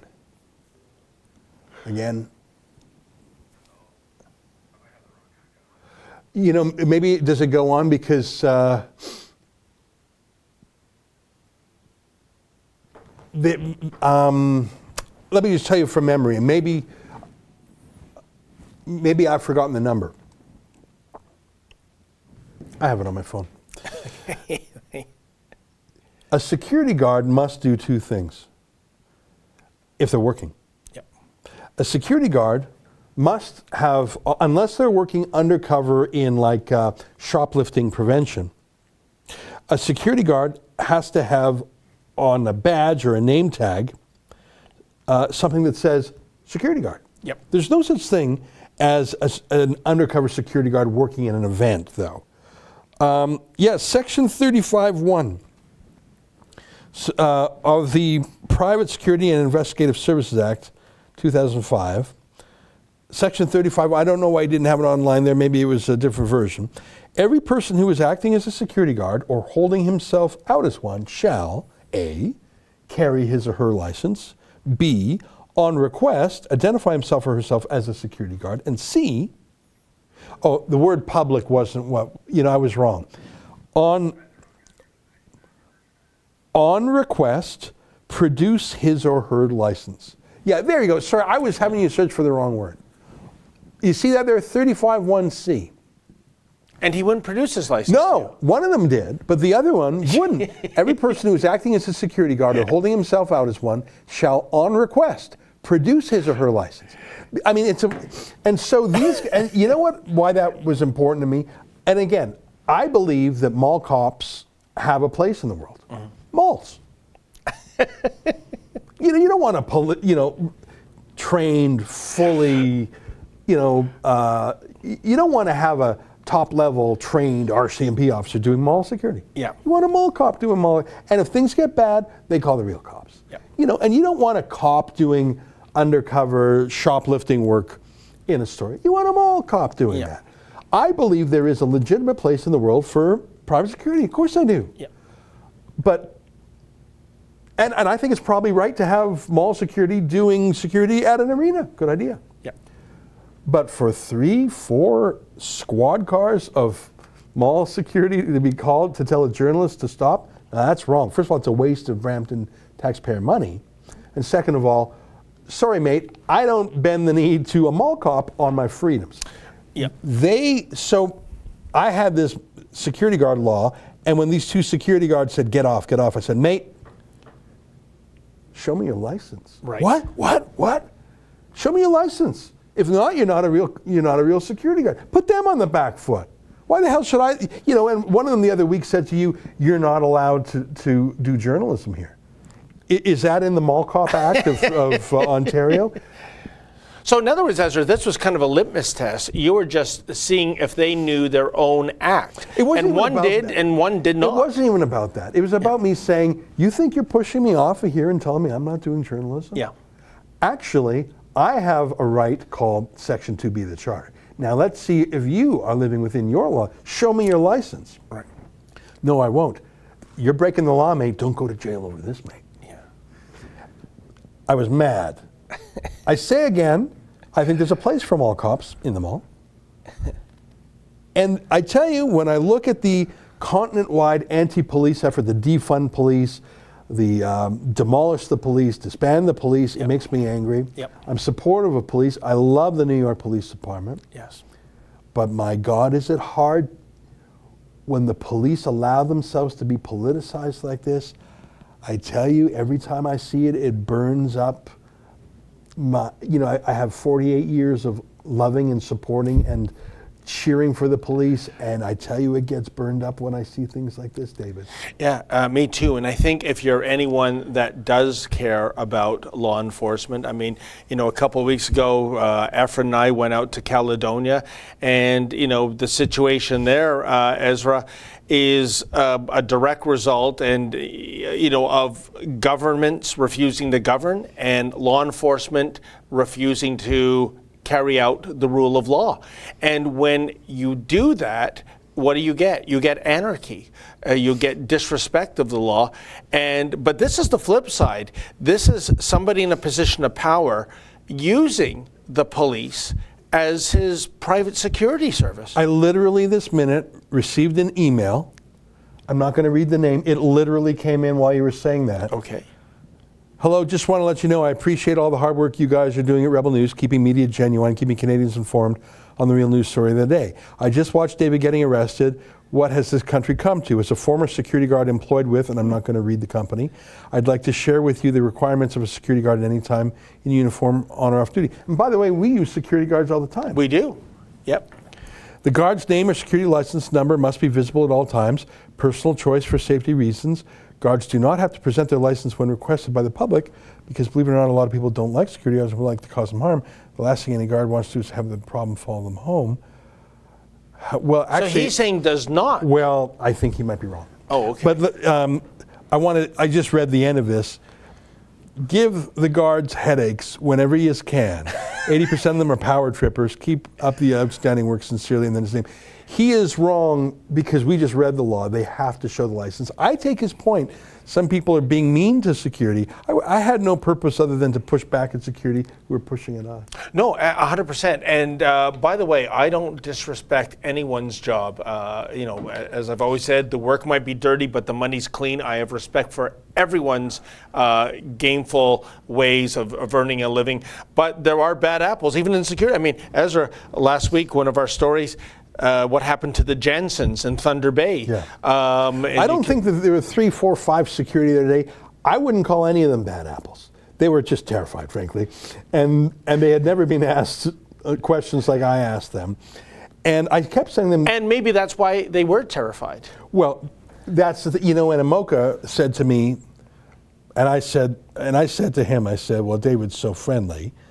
And I was just so mad. And Mocha and I went back to do, I'm not going to call it a victory lap, but to hell with you lap, I'll call it. And when the police were still there in the security, we walked all the way in and all the way back, and Efren was with us too. And that was you were trying to get arrested too. It was my way of saying, if you think that I have surrendered we're going to fight your ticket, obviously we're going to crush them. But this was my way of saying, if you think that you have silenced us, let me prove to you, while the police are still there, that you haven't. Yeah. And Mocha Efra and I went and we did sort of a lap. And so the security was me, go away, me. And I basically go, growl, growl, growl, show me your license, growl, growl. And that's my way of saying, don't you tell me what I can or can't do. Yeah. You go do your mall cop stuff. I'm not going to bug you. Yeah. But don't you come out onto a public sidewalk of a public building and a public property and tell a public interest journalist he can't do a public interest story. That's not how we roll. And you kept your powder dry for the real police to show up. Yeah, you know what? I was mad. Now, we've got a lot of super chats. I say we bang through them. Absolutely. Let's bang through them. Okay. Now, have you sent them in the WhatsApp? All right, now we're going to whip through these because it's already 7 p.m. and I'm sure your missus is saying, is David in jail? You mean she's doing a cartwheel right now? All right, my goal is to whip through these. I'm going to whip through them, and if there's some that are clearly for you, I'll have you answer them. Sure. So I just want to say one more time, thanks to Eitan and Sheila for holding the fort here. Sheila, we didn't say a proper goodbye to you when I just came in here. I was just, All right, here we go. Ambrose Joseph, $5. Greetings from Charleston. Thank you. Roman Good, $5. Please bring David Menzies or a substitute back to cover the Cherry Beach party protest on Saturday night. All right.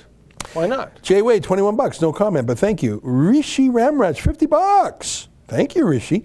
Appreciate the real journalism. Well, there you go. Thank you. Brian Williams, $5. I think that's Australian. It seems that parts of Canada are going the same way as parts of Australia. Oh, I saw those vids out of Melbourne. It breaks my heart. That pregnant woman. Unbelievable. Arrested in a home. It's on my show tonight, by the way, at 8 p.m. Eastern, if you guys watch that. Rick D, $5. Half the guys playing hockey are probably police officers, small town politics. I heard that Patrick Brown had a real schism with the police when he came out as a Black Lives Matter, knee dropper, and a lot of cops said, yeah. Way to go, Patrick. Igor McJazz, $5. We got your back, friend. That's nice of you. Well, David's here, but we're not paying the $65 fine. If you think we would pay the $65 fine, you do not understand the DNA of Rebel News. $65 fine, we would rather pay $65,000 to take it to the Supreme Court. And mark my words, we will. And we'll win. We will. Julia A, $14. Freedom is a serious matter, deadly serious. Dan Sampson, $20. Keep up the great work. I just love coming from work and watching all your videos. That's nice of you. Scotty J, $5. Seriously, put the call out. I'm sure many of your followers would join you for a protest at the rink, myself included. Is there a reason you don't? Well, let me think about that.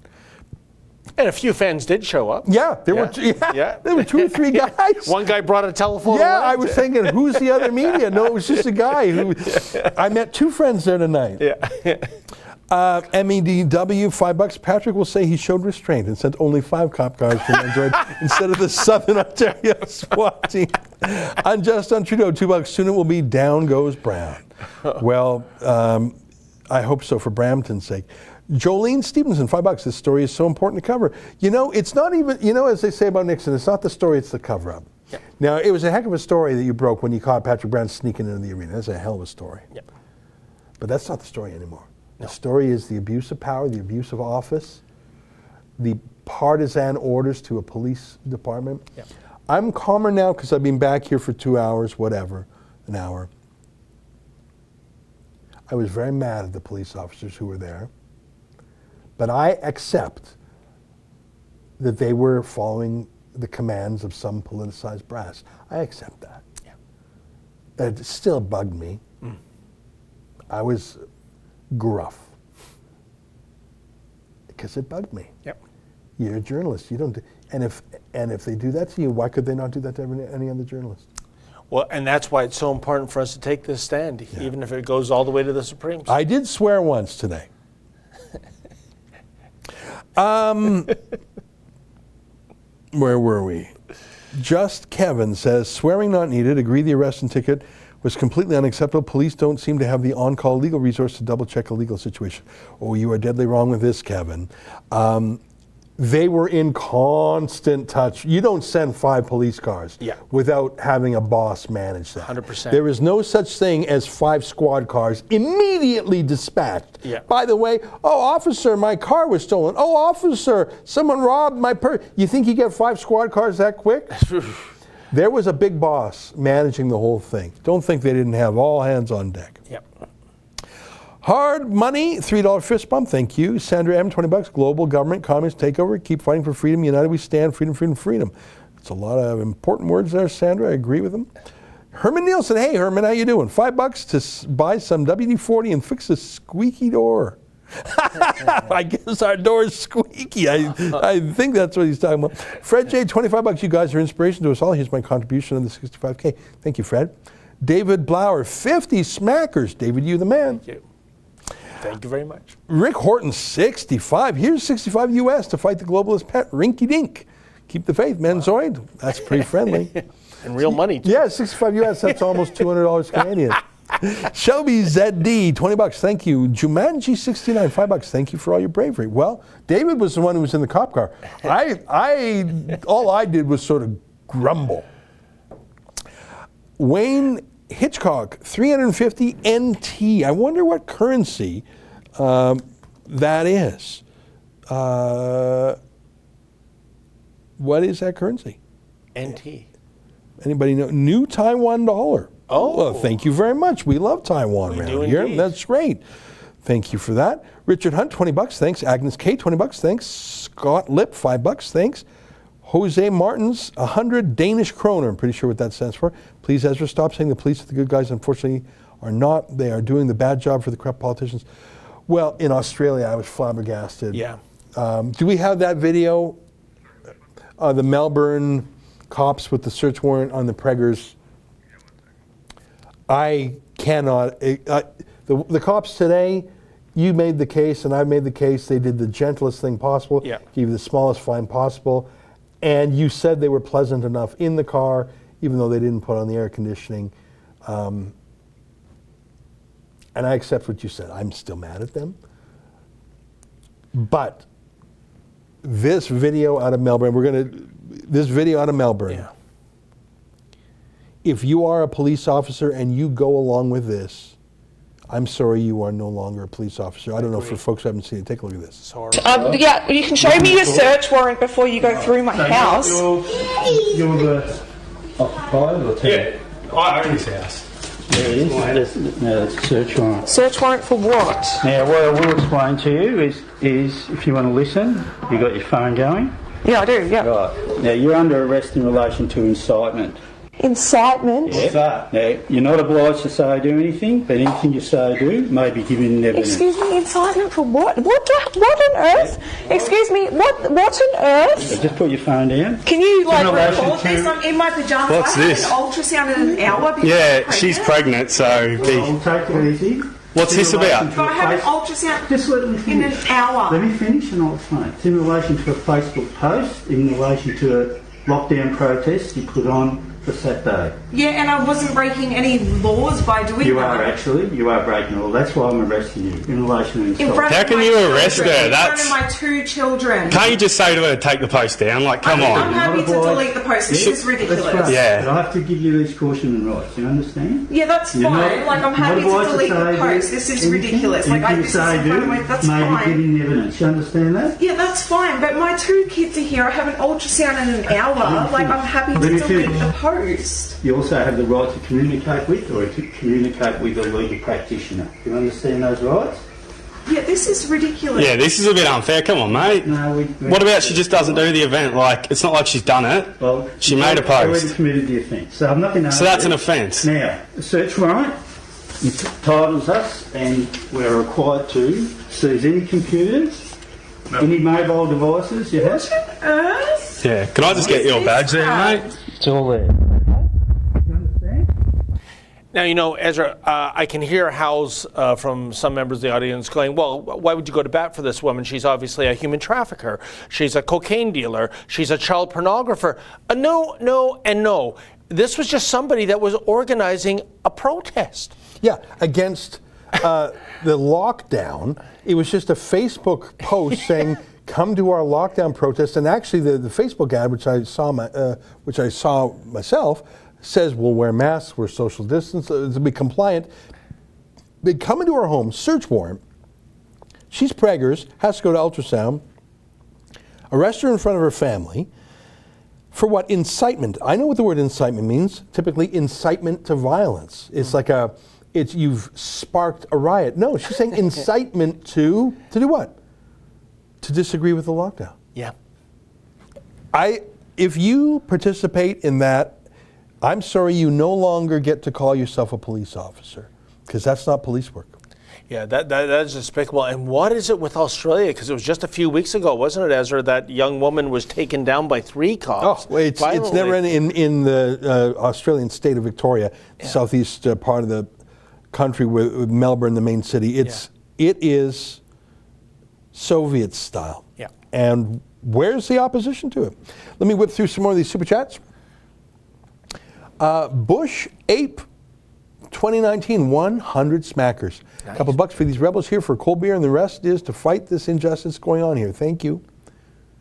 Tech in 10 bucks. You guys are the last real journalists in the country. Please don't go without a fight. We, the real people, need you. Well, fighting, it's in our name. Yeah. It's right in our name there. Yeah. Marianne St. Jean, 50 bucks. Thanks very much for your generosity. Vegan Love, 7 bucks. You know what? I'm not going to embarrass anybody, but we do have a vegetarian in the office, and we're completely tolerant. But in fairness, she's not full vegan, right? Right. Okay. Likes tofu, I believe. You know what? We are extremely open-minded, very liberal workplace. And I bought hundreds of dollars worth of beef jerky for the office here. And to show how open-minded I am, I bought some vegan jerky for our vegetarian workers. You notice how that bag hasn't been opened yet? You know what? And actually, I think someone else bought that bag that's in there now. What even is that? But you know what? We're very tolerant people. Yeah. Vegan beef jerky. I'm kidding around. You know what? I eat vegetables every day. Salt, that's a vegetable, right? Okay. Vegan love is listen, I'm making too much fun. I do that, and then I have some very strong allies who are vegetarians, and they really give me heck for it. Security guards in Canada can only arrest if they witness an indictable offense and some hybrid offenses. This is the same power every Canadian has. Well, thank you, Vegan Love. And remember, the security guards did not arrest David. They called the cops to do so. Yep. It's an important point.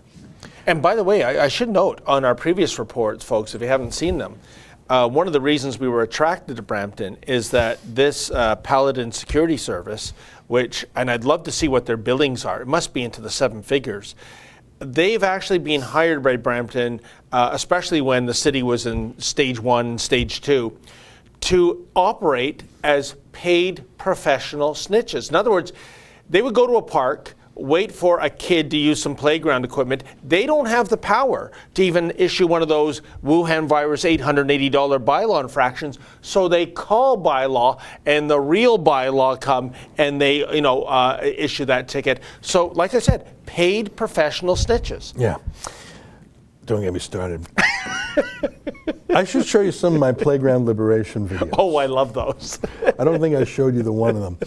All right, let's get back on track. Just call you Edward Scissorhands. Oh, yeah. Ezra Scissorhands. RVing, we go $5. Love you guys. Thank you. Mike App, €10. Thank you.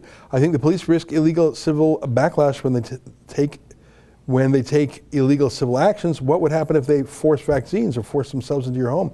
Well, that is a very real issue. Do you have that Jacinda Ardern clip, the one where she says indefinite detention?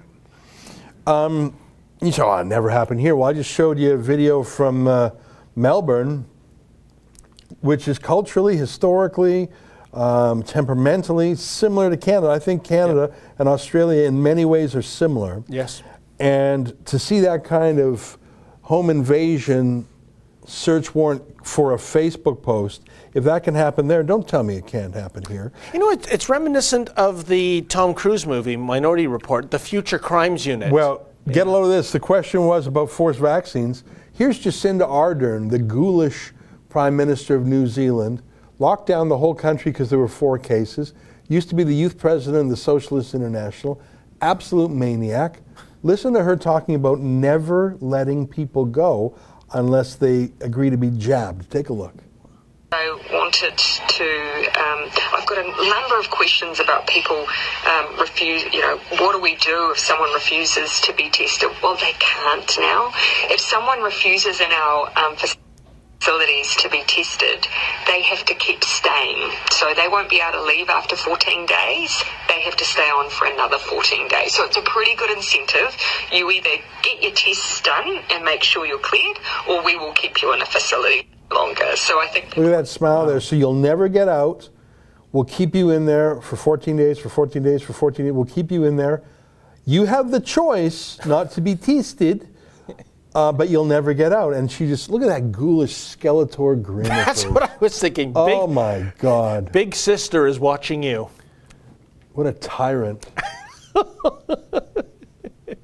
Something Peter about told that $20. accent. I bought a brick at your first studio. Are they still up and on display? Peter, I can't believe you even asked that. The coincidence of that is incredible. You know, that's your brick right there, Peter. Half the news is the same as half the truth. And Peter, we know you bought multiple ones in our old office. In our new office, we give you a big block.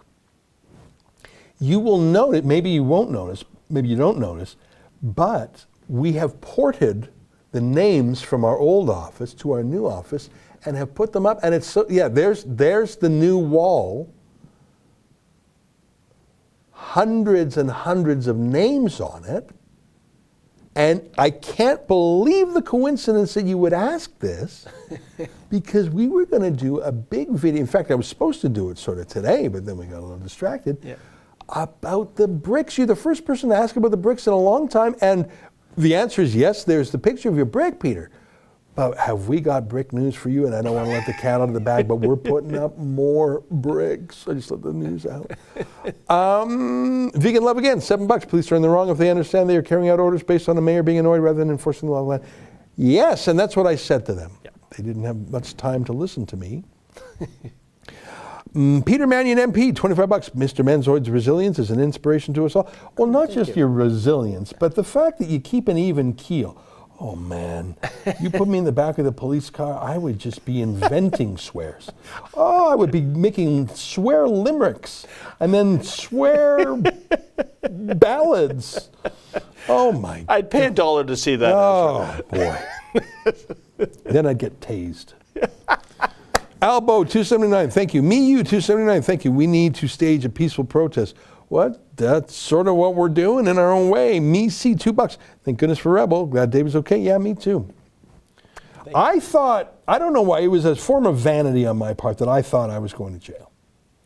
Because I was so insistent that I was not going to leave no matter what, and they didn't charge me. But Ezra, it couldn't have worked out better. I'm glad I was in the cruiser and you were out to argue the points. First of all, you have a greater knowledge of the actual laws. And secondly, you would have been more eloquent arguing with the security and the police. Like I said, it couldn't have worked out any better. Well, it has given us an opportunity to do a proctological examination of the city of Brampton in the pursuit of justice in regards to your ticket. And I'm glad that it's not a criminal record thing. I mean, you saw the law permits a $10,000 fine. They give you a $65 fine. Actually, it's 50 plus sort of tax or whatever. I actually think that's the lowest ticket they could have given you. Proctological exam. That reminds me of the Jack Nicholson as the Joker line in the 1989 Batman movie. This town needs an enema. You know what? Those words were in my mind when I saw the massive force sent to get you out of there. Duckbill Platitude, $10, thank you. Vegan Love, $7. I'm currently on a meat-only diet. Well, you're my kind of vegan. You know, I'm not going to ask Justin to try and find it, but my kids make me watch Teen Titans. At first, I didn't want to, but it is such a funny cartoon. Oh my God. I love Teen Titans. It's so funny. And one of the episodes is they like meat. And then someone says, no, be veggie. And they all go vegetarian. And then they say, what are we doing? And they become meat eaters again. And I thought, that is child's programming that I like. But that is leftism. Wait a minute. Even Beast Boy becomes a meat eater? Because isn't he vegan or vegetarian? Justin would know for sure. I think he's a subscriber to Teen Titans. Do you like Teen Titans? Have you ever watched Teen Titans? Justin says he doesn't have kids. He's an adult, so no, he hasn't watched it. I would never have watched Teen. You know what? I sort of like I'm so sick of kids' cartoons. But there are some kids' movies that have an adult level. They have a kids' level of comedy and an adult level. One of my favorite movies of all time, Angry Birds. Angry Birds. And I would never have watched that movie because I thought, I'm not watching a bloody movie that started as a video game. I'm not that commercial. I'm not that obedient to consumer culture. I will never watch a movie based on a dumb video game. Never, never, never, never. I would never have until no one less than Sam Hyde said, Ezra, it is the most subversive movie, the most right-wing movie you will see this year, and it's funny. And I said, come on, can that possibly be true? How did they get away making it? Well, and that's the thing. And Sam had some explanation. I forget exactly what he said. I watched it and I thought, oh my God, you're right. This is a pro-American movie, an anti-immigration movie, an anti-Zen, anti-anger management movie. It's a pro-anger movie. It's a pro-defense movie. And Mighty Eagle, you know, the metaphor for America that everyone said is past its prime but comes back to save the day. The perfect movie. Fantastic. And I say that as a grown-up. My kids love it because it's funny for kids. But I love it because it's a great, funny, and smart movie. Let's get back to the Super Chats. By the way, my pick for most right-of-center superhero movie, and again, it's amazing it ever got made, couldn't be made today, 2012, Christopher Nolan's The Dark Knight Rises. You watch that, folks. That is basically a movie that is solidly anti-Occupy Wall Street. Oh, that was the one with Bane? Yes. That was a great movie. Fantastic. Okay, let's get back to the Super Chats. Dreamcatcher 15, $5. Huge fan, love you guys. Keep fighting, David. I shall. Unless that means keep fighting David. Ezra, keep fighting David. No, we have enough of that. Robert Armstrong, $5. Thank you. Cicero P, $1. Thank you. Richard Summers, $7. Thank you for standing up for freedom of the press and free speech. Well, that's what we do around here. We were supposed to just do journalism. Yes. But half our efforts and energies and monies go to fighting for the right to do journalism. It's a different thing. Ezra, why did you get into the journalism business? You're trained as a lawyer. I mean, I'm in journalism because I am incompetent in every other field on the planet. Maybe I'm even incompetent when it comes to journalism, but to have a law degree, that means you're a sharp mind, and I know what lawyers can make. Why'd you get into this racket? You know what? Law was too slow-paced and boring for me, too much paperwork for me.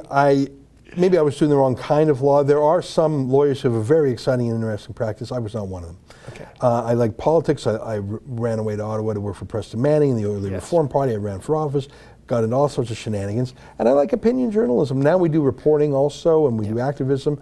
So I still use even today, I use my law degree training a little bit.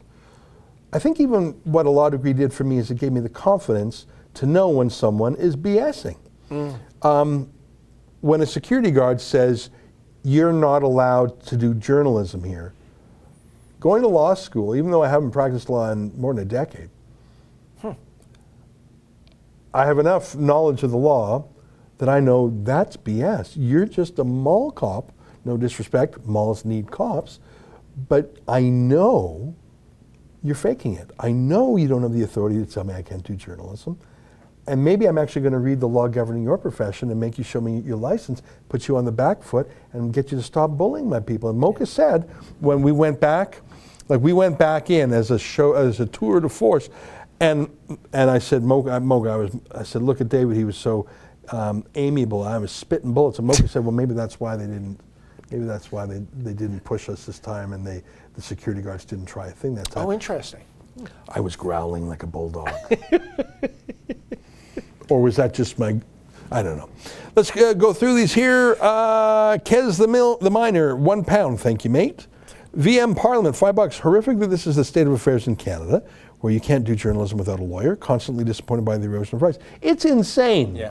And God bless Giddy, and he's a great lawyer, worth every penny. I'm so glad he was there today. You have no idea. Well, you heard me disclose what our last legal bill was. Oh, yes. Do you think I should say that in public? It's your choice.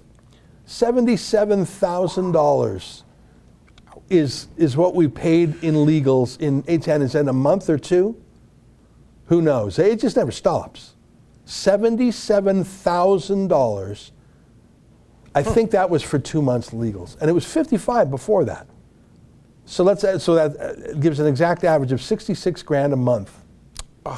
That's our second largest expense, second only to journalists. That's far more than we pay in rent, in equipment, in travel. Let's call it 65 grand. We spend 65 grand a month. Yeah, times 12 months, 700 grand a year in lawyers. That's what we're spending. And a lot of it is just to assert our rights. Yeah. Oh, I mean, don't get me wrong. That's including the 11 fight the fines cases. Yes. That's including defending our right to go to elections debates, where we ran to court when Trudeau blocked you and Keean Bexley. Yep. It's suing the Privy Council for denying access to Trudeau's morning scrum. In fact, there was a hearing on that just Monday. So there's so much litigation, we need a full-time general counsel, Aaron Rosenberg, just to keep it straight. I think we have 16 actions afoot. Yeah. And as of today, we have 17. So I don't even, it's so much I don't even send out emails it's just too much. And so we rely on our donors. And right now, someone's saying 66 grand a month and 65 grand a month in lawyers. Ezra, it's madness. It's not a way to run a company. Well, first of all, I wish we didn't have to spend these things. You think it's a good use of money to defend the right of all these fight the fines cases. I would rather that we didn't have these civil liberties violations. I wish there was someone in Australia who would help fight the fines for the people down there. Yeah. In fact, I wrote a letter to a friend of mine in the UK saying, do you want to do this in the UK? I wish we didn't have to sue for the right to send reporters to the leaders' debates to the morning scrum. So, of course, I wish we didn't have to fight in court or bring lawyers for you just to ask questions in Brampton, but we have to. So the rational mind would say, Ezra, just pay the $65 trespass fine and move on. Well, then who's going to fight for freedom of the press?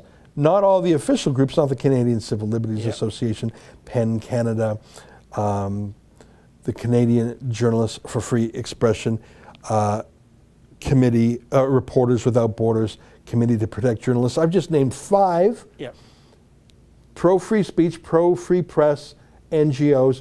Can you tell me the last time any of them hired a lawyer to fight for freedom of the press? I can't. No, I can't either. And I'm a member of at least 2 of those groups I just listed. And dues paying member. And even when it comes to fight the fines, Ezra, we shouldn't be doing this. This should be the Canadian Civil Liberties Association, but they're more obsessed with getting offenders out of correctional institutions so that they can maintain social distancing. Well, I think I told you the story before. I won't tell it. I'll tell you the short version now. Yep. I'm a member of the Canadian Civil Liberties Association. I think I make a monthly donation. I'm not a big shot, but I give some money.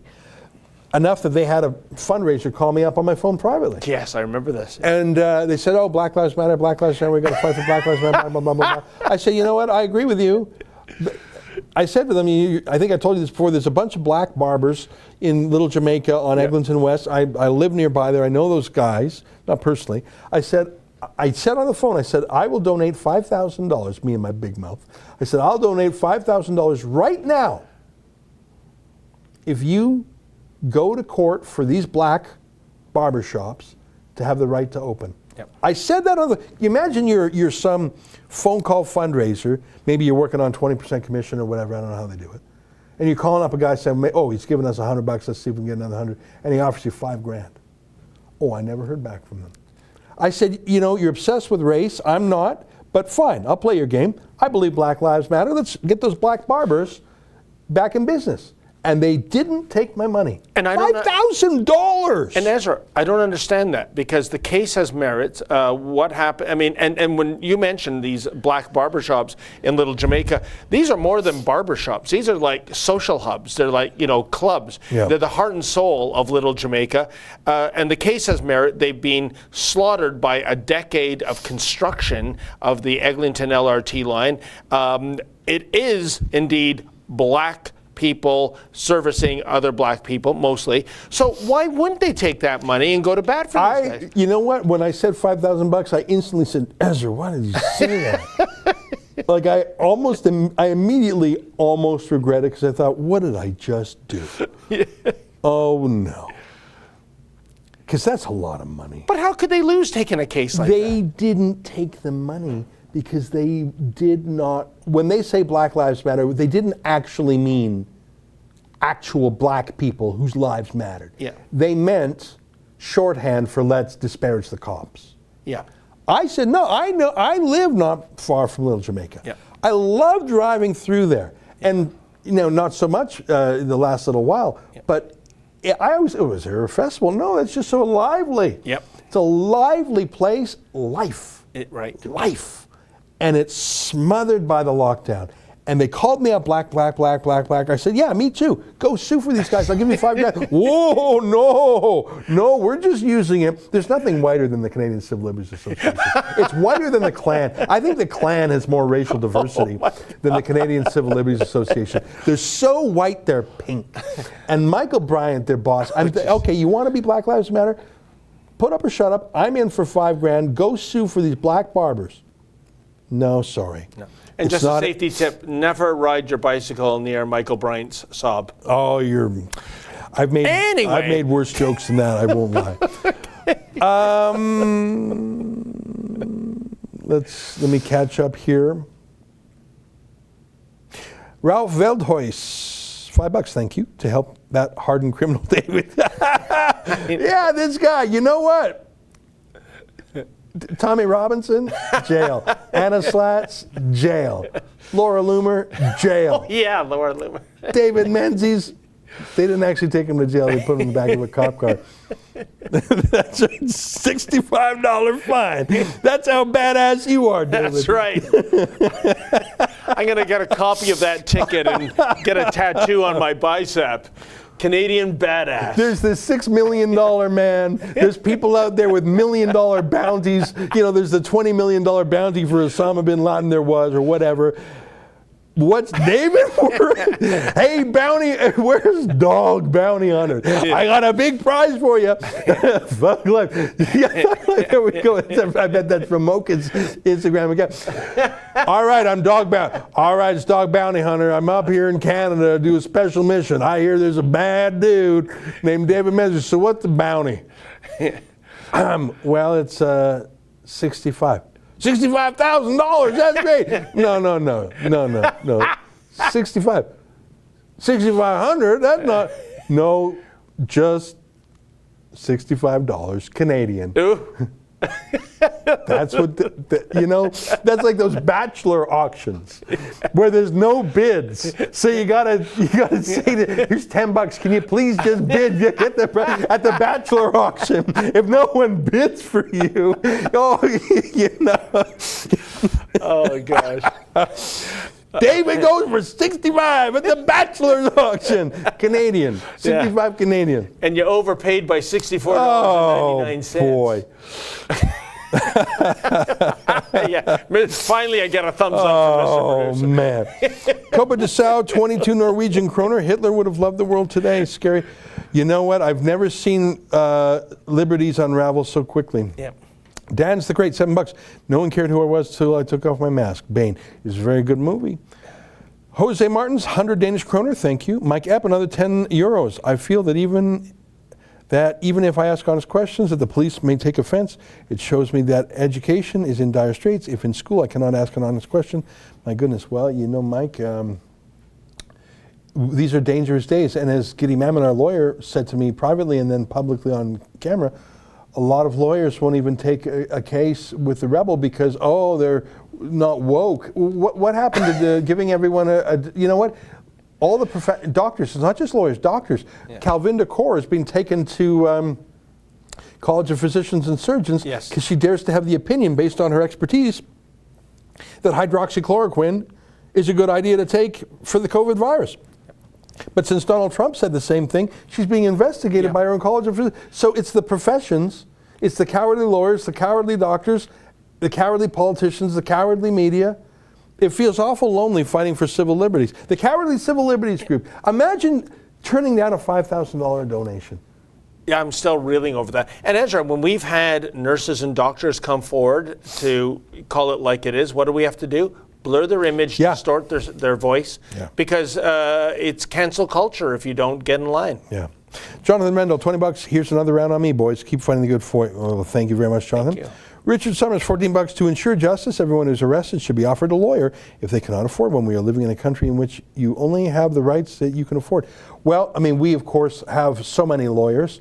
The one that was with you last week wasn't that great. I'm sorry. It's my honest view. The one we had today was good and tough. Giddy Mammon. And he's a true believer, which is just wonderful. He believes in freedom. Where was I here? I think I read this. Katie Johnson, $15. Thanks for standing up for Canadians, giving us more courage to stand up for our rights. I hope so. Thank you. Kaylin Badia, $7. Thank you. MEDW again, $5. If I were Gretzer Lemieux, I would not want Brown carrying hockey equipment in the bag with my name on it. Seems like a crime against humanity. Isn't that funny? He does love his hockey, and that's frankly the best thing about Patrick Brown, is his affection for hockey. What's a disgrace is that while he's banning the young boys and girls of Brampton from playing in those same arenas, he's sneaking in with his fancy friends to have secret games, and that's the disgrace. But there's something profound about that, what that email is saying, in case some people don't get it. His first hockey bag was a Wayne Gretzky hockey bag. I would say the best player in NHL history.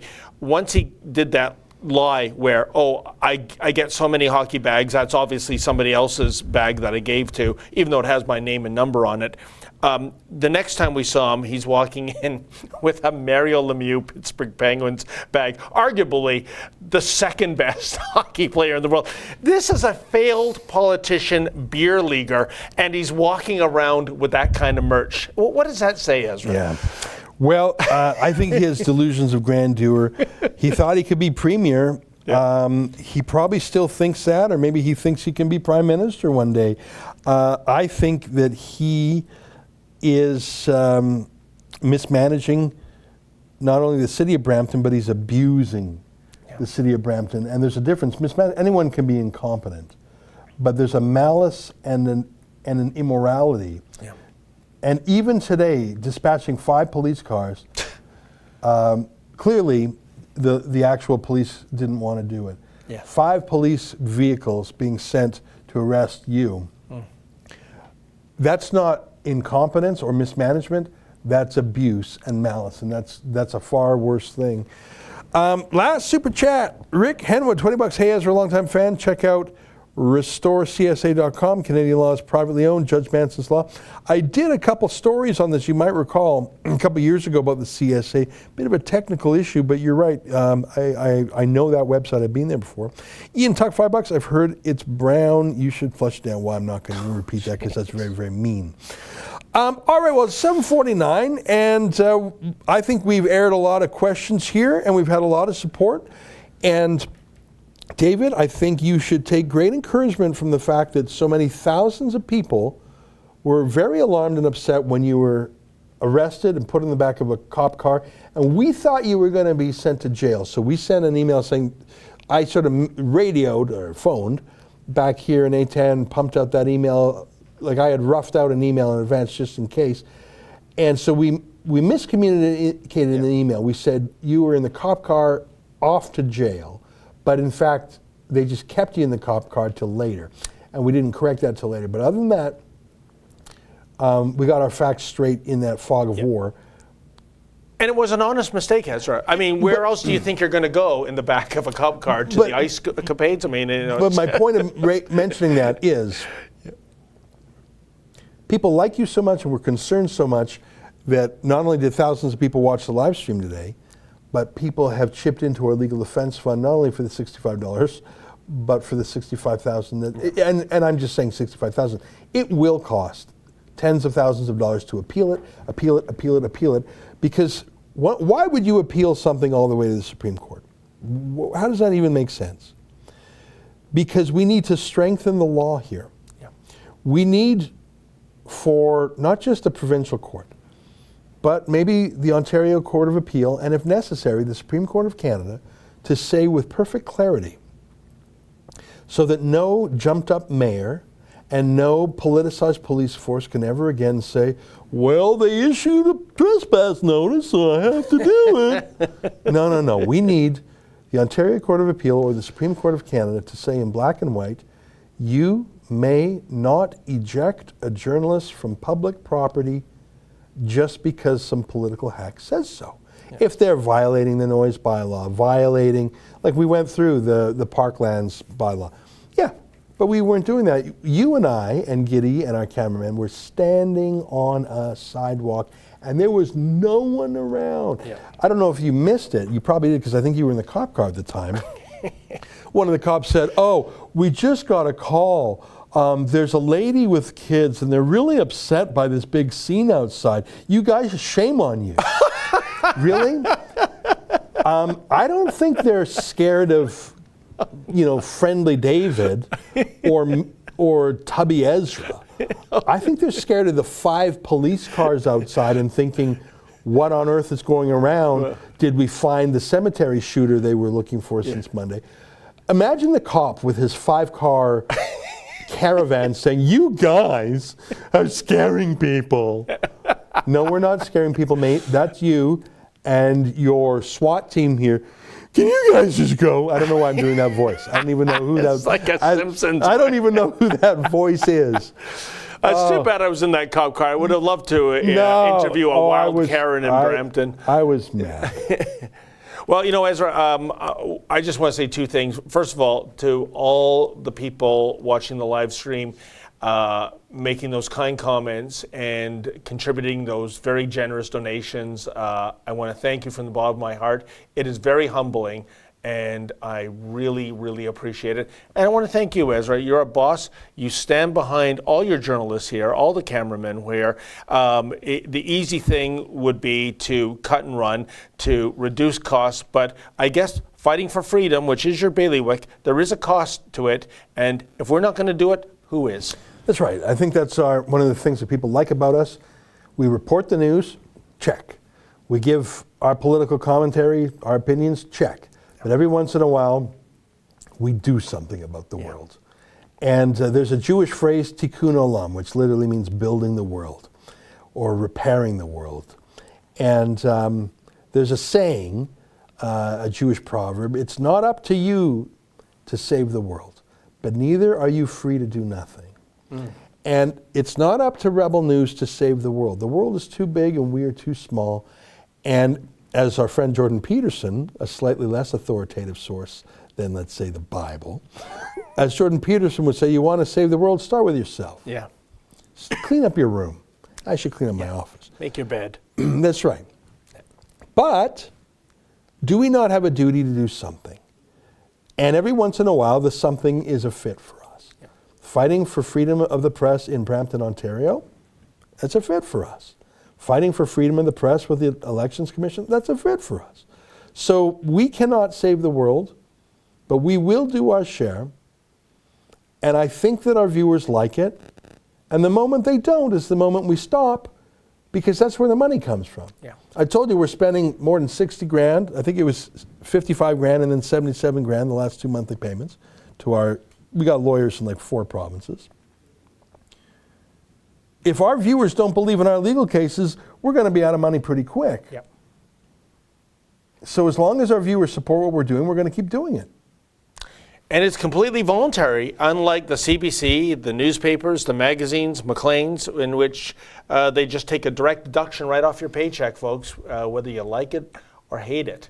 And we're just asking for voluntary donations to keep the lights on, and it's up to you to make those donations, and you have come through for us as always. And again, I thank you, and very humbling to you, Ezra. Well, I enjoy it.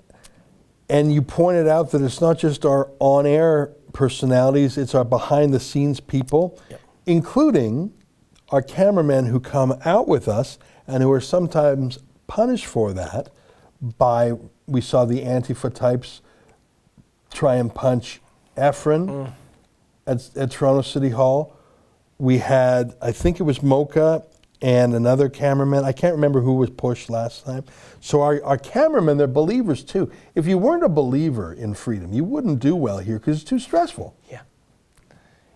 You wouldn't want to fight. No. But our whole team from A to Z is in this mission. I'm going to whip through some of the super chats and we're going to say goodbye. Okay. Mike 519, $20. Yahoo here. David Menzies #1. So is the Rebel News and Fresno Van. I just got your China virus book yesterday. Can't wait to read it. I'm glad you got that. Thanks. 416 or 416, $20. You are amazing. It's nice of you to say. Sky Star Media, $10. Nice work, David. Thank you. Paul Saunders, 20 pounds. You guys are the absolute best. Now can I go to bed? It's 1 a.m. here in the UK. Jacques Candas, $10 Canadian. Keep up the great work, guys. Well, that's Fantastic. it. Yeah. Well, it's almost 8 p.m. here. Super late over there in the UK. And by the way, in 3 minutes, my evening show comes on. If you're not a subscriber, may I invite you to subscribe?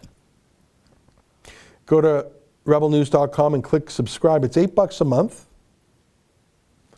Or $80 for the whole year. That is less than Netflix. Yeah. I can guarantee you it's more politically interesting. Yeah, just go there and look at that. Look at that. There you go. You just click watch. Perfect. And you subscribe there. Yesterday I interviewed Rocco Galati. What a character. Eh? Yeah. So every day I interview an interesting guest. I do a monologue. I read my hate mail. And in addition, you also get a weekly show by David, a weekly show by Sheila Gunn Reid. I do my show every day. And the reason, one more reason, if you need a third reason, fourth reason, is that the $8 a month, it's not a ton of dough to you, I hope, but it's what helps us pay the bills here. As David just said, we don't get to extract the money from your wallet like the CBC does. All right, David, great work today. I'm glad you're not in jail. Me too. I was ready to go to jail. Like I said, I emptied out my pockets. You know, sorry to disappoint you, boss. You know what? Obviously, it's good not to go to jail, but I was ready for that. Lady Levent would have been so upset. She would have been upset. That's true. All right, folks, from all of us here at Rebel World Headquarters, David, free, the freedom fighter, but we're not done fighting, I can assure you of that. Special thanks to Eitan and team, including Sheila holding the fort on the live stream till we got here, everyone who worked late, including Justin, our fancy pants producer. One last super chat from David Lee, £10. Thank you very much for the support from across the pond. From all of us to you, good night, and keep fighting for freedom.